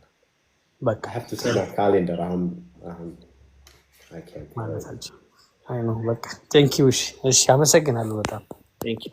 ሳምንት ግን ቶሎ መውጣት ያለበት ላይ ያላችሁን ለማክበር ብቻ አንዳንድ ጥያቄ ሳታበዙ ባጭሩ መልሳችሁ። አዳዲስ ሰዎችን አላስገባም። 10 ሰዓት ላይ 10 o'clock መውጣት ነበረበት። በድሌይ በቴክኒካል ምክንያት ነው ትንሽ የቆየውና እሱም ቶሎ መውጣት አለበትና አጭር እያደረጋችሁ። ሶፊያ ወደ አንቺ ልምጣ። እንዴት አመሻችሁ? አይ ሶፊያ እናመሰግናለን ዮፍታሄም አሳምንም ስለምታደርጉን ነገር። እኔ ለእናቴ የነበረ አጀስትመንት ስታተስ ጠይቄ አይዋንተሪውን አፕሩቭድ አደረጉኝ። አጀስትመንት ስታተሱን ደግሞ ዲናይ ያደረጉኝ። አንድ ጥያቄ ስላልክ እንግዲህ ዮፍታሄ ባለቤቴም ኬዝ ነበረኝ ግን እንደዛ ሆነብኝና ኬዙን ደብዳቤውን ገና ስላላኩልኝ ስላልደረሰኝ በምክንያት እንደሆነ አላወቅኩኝም። በጣም ፈጥኖ ነበር የሄደው። ዲና ያድርገውታል ኦንላይን ገብቼ ሳየው ማለት ነው። አይዋንተሪ ግን አፕሩቭድ ሆኗል። በቪዚት ነበር የመጣችው። ምንድነው ማድረግ ያለብኝ? ደብዳቤው ማየት አለብን። ምንድነው የሆነው የሚለውን ማወቅ አለብን። ከዛ በኋላ ነው መልስ መስጠት እንችላለን። በምን ምክንያት ዲናይ እንዳደረጉት ሳላውቅ ምንም አይነት አስተያየት መስጠት አልችልም ሶፊያ። ስለዚህ ደብዳቤውን ያዥና ደውይልኝ። አንድ ይህች ነገር ልበል። መጨረሻ ላይ ፋይናንስ ወረቀት ነበር የጠየቁኝ። እኔ ስራ አልሰራም፣ ጆይንት ስፖንሰር ነው የተጠቀምኩት። that could be a problem። እንዴት ሊሆን ይችላል ሪኮስት ፎር ኤቪደንስ ላይ አሁን ትልቁ ችግር ምን መሰለሽ፣ አንቺ ስራ ማትሰሪ ከሆነ ጠበቃ ነበረሽ? አልነበረኝም፣ ራሴ ነኝ። እንድትና እንደጂ ምናምን አይደለም የምናገረው፣ ግን ጠበቃ ቢኖር አትሊስት የአንቺ ኢንካም በቂ ካልሆነ በዩኤስሲኤስ ፖቨርቲ ጋይድላይን ውስጥ 125% እና ከዛ በላይ ያለው ሰው ነበር የሚያስፈልግሽ። ለምሳሌ ብዙ ክላይንቶቼ ገቢያቸው ላይ ኖራቸው ይችላል። እንዳንቺ ይደውሉልኛል፣ አሳም እንዴት ነው ምንድነው ምናምን። ኦኬ መጀመሪያ የመጨረሻ ዓመት የታክስ ሪተርኑን የመጀመሪያውን ፔጅ ላክልኝ ብላለሁ። እዛ ላይ ታክሰብል ኢንካሙን አየዋለሁ። ምክንያቱም ብዙ ጊዜ አንዳንድ ጊዜ ቢዝነስ ያላቸው ሰዎች 100 ምናምን ሺህ ሊሰራ ይችላል፣ ግን ኮስቱ ምናምን ወጥቶ 20 ሺህ ብቻ ሊሆን ይችላል ታክሰብል ኢንካም። ያንን ካልኩሌት ተደርጎ በትክክል እናትሽን ስፖንሰር ሊያደርግ ይችላል የሚለው ጠበቃው ነው የሚወስነው። ከነገርሽኝ አንጻር እሱ ይመስለኛል ችግሩ። ገቢው በቂ ካልሆነ አንድ አሜሪካኖች የሚጠሉት ነገር ፐብሊክ ቻርጅ እናትሽ እንዳይሆነ እዚህ ከመጡ በኋላ የመንግስት በነፊት እንዳይጠቀሙባቸው ነው የሚፈልጉት። ስለዚህ አንቺ ስፖንሰር የምታደርጊያቸው አንቺ ወጪያቸውን የምትችል ከሆነ አንቺ ታደርጊያለሽ፣ ካልሆነ ግን ሌላ ሰው እንዲመጣ የሚያደርጉት አፊዳቪት ኦፍ ሰፖርት የአይዲያ አፊዳቪት ኦፍ ሰፖርት እሱ ሞስት ፕሮባብሊ እሱ ሊሆን ይችላል። አሁን እየጠየቁ ያሉት የግሪን ካርድ አፕሊኬሽን ላይ አሁን እየጠየቁ ያሉት አንዱ እሱ ነው። ሁለት የፖሊዮ ክትባት አልተደረገም የሚል ነው። 693ቱ ፎርሙ በትክክል በሐኪሙ አልተፈረመም። ብዙዎቹ ድናይ የሆነ ያሉ ነገሮች ማለት ነው።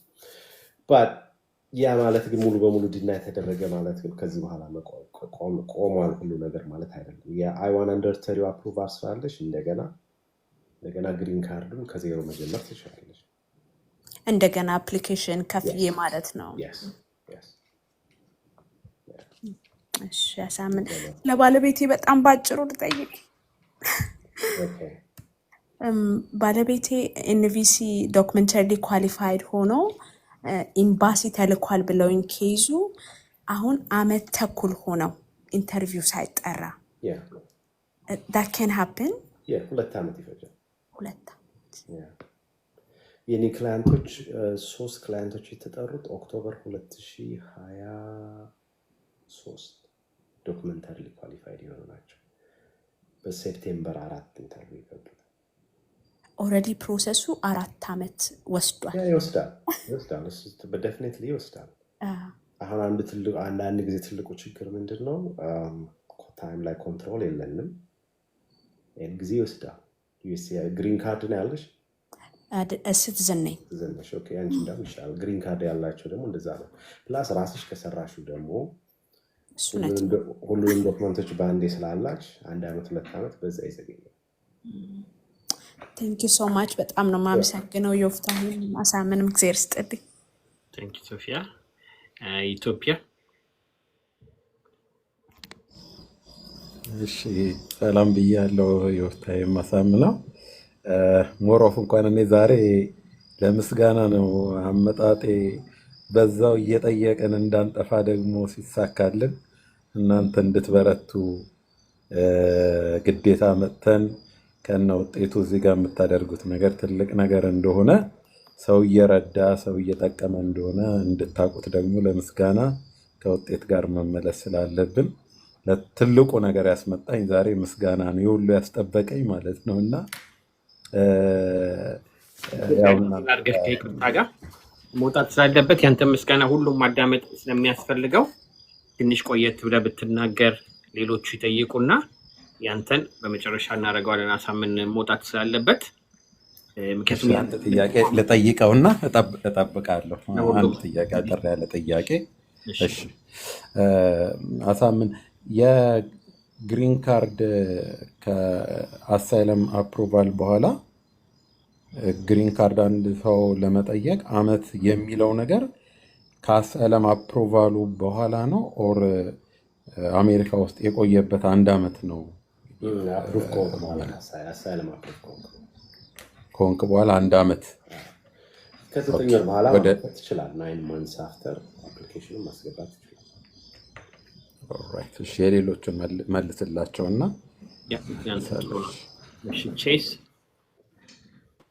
ቼስ ነው የሚለው ኦቢኤስኢ ሶሪ።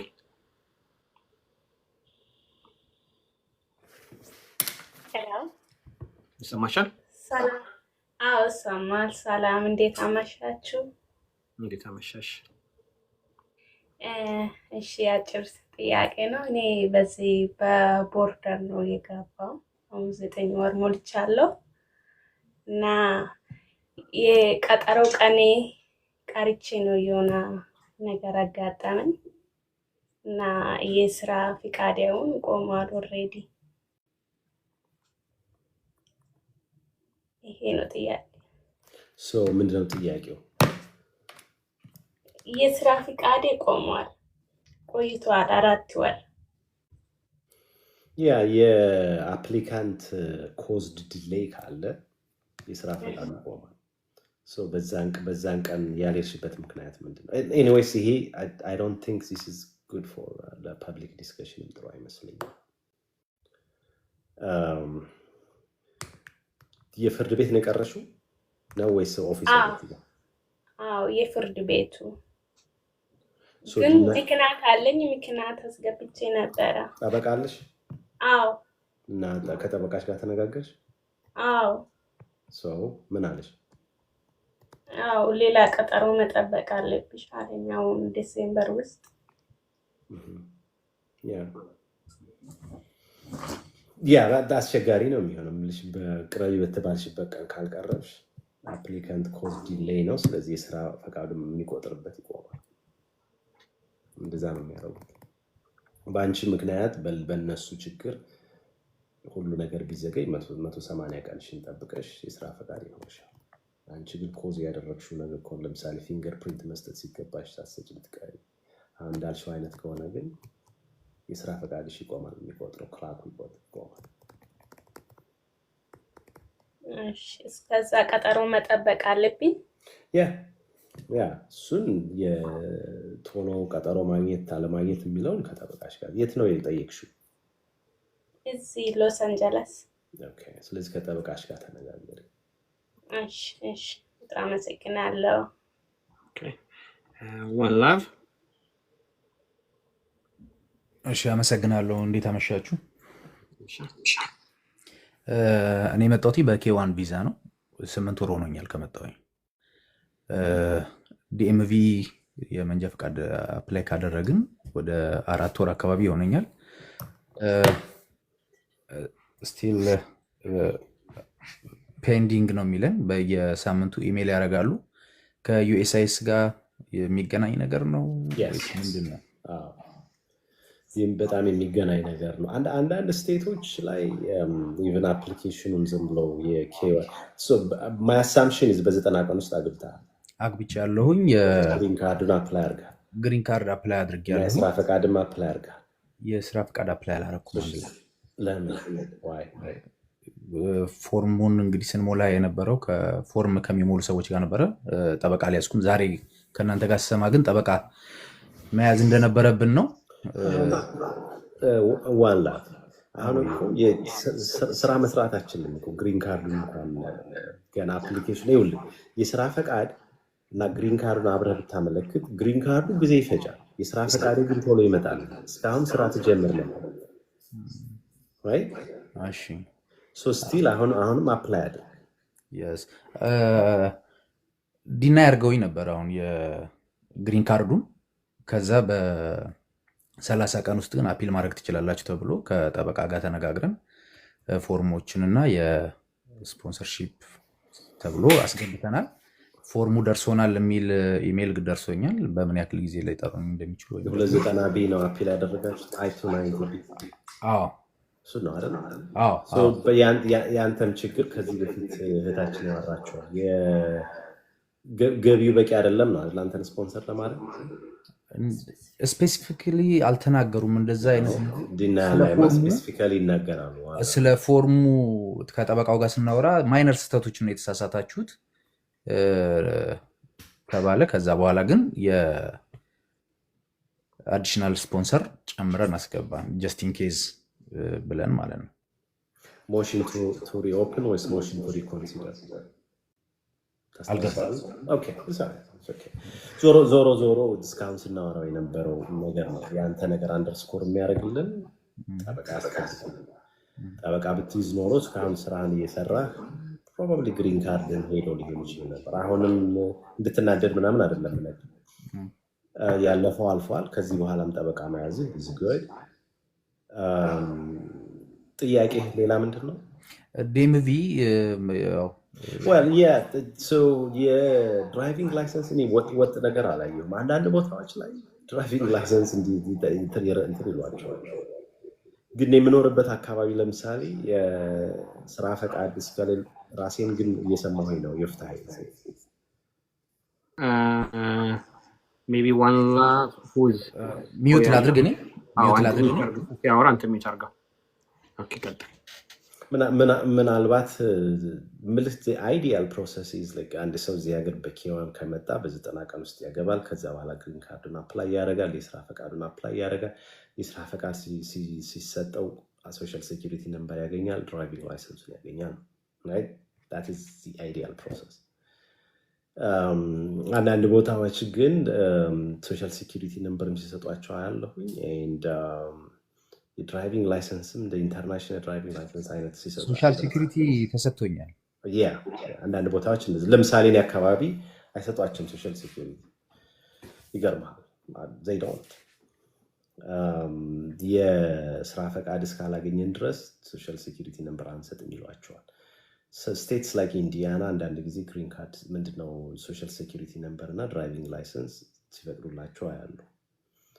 እንዴት ወጥ እንዳልሆነ አላውቅም። ምናልባት የዲኤምቪ ጉዳይ የስቴት ጉዳይ ስለሆነ ከሆነ አላውቅም። ግን መብቱ ግን የሚነሳው ከፌደራል ነው ማለት በኬዋን የመጣ ሰው በኢሚግሬሽን የመጣው። ስለዚህ ግሪን ካርዱን አፕላይ ካደረገ በኋላ የስራ ፈቃዱን ካገኘ በኋላ ሶሻል ሴኩሪቲ ነምበሩን ካገኘ በኋላ ድራይቪንግ ላይሰንሱ እንዲያገኝ አይነት ነገር አንዳንድ ቦታዎች እንደዛ አለ። ወጥ የሆነ ነገር አላይም ሆነስትሊ። ሶ ያለኝ መልስ ይሄ ነው። እሺ አመሰግናለሁ። እግዚአብሔር ይስጥልን። የመጨረሻ ጥያቄ ሰይኒ ነው የሚለው መሰለኝ። ሰይኒ ሰላም፣ እንዴት አመሻችሁ? እንዴት ነሽ? እሺ የኔ ኬስ ደግሞ እዚህ ሀገር አሜሪካ የመጣሁት በኤፍ1 ስቱደንት ቪዛ ነበረ። ከዛ በኋላ አሳይለም ጠየኩኝ፣ ወርክ ፐርሚት አገኘው። ከዛም ከአመታት በኋላ ሲቲዝን ከሆነ ሰው ጋር ትዳር መስርቼ አንድ ልጅ ወልጃለሁ ማለት ነው። ከዛም አይ ዶንት ኖ ባለቤቴ ግሪን ካርድ አደርግልሻለሁ ይለኝ ነበር፣ ግን አንድ አመት ሆነው። ሶ አይ ዶንት ቲንክ ፈቃደኛ አይመስለኝም እና በራሴ ወይ ማድረግ የምችልበት ወይ አለ ወይ ግሪን ካርዱን ማለት ነው። እና እናቴንስ ከኢትዮጵያ ማምጣት ይቻላል ወይ? በእኔ ኬዝ ገና ግሪን ካርድ የለሽም ማለት? ግሪን ካርድ የለኝም። አሳይለም ጠይቄ ወርክ ፐርሚት አለ። ግን ማን ነው ከኢትዮጵያ ማምጣት የምትፈልጊው? ማዘርን እናቴ። እሱ ሁለተኛው ጥያቄ ነው። የመጀመሪያው ግን በቪዚት ቪዛ ልትሞክሪላቸው ትችላለች። በግሪን ካርድ ግን አንቺ ሲቲዝን መሆን አለብሽ። እናትና አባትሽ ለማለት ኦኬ።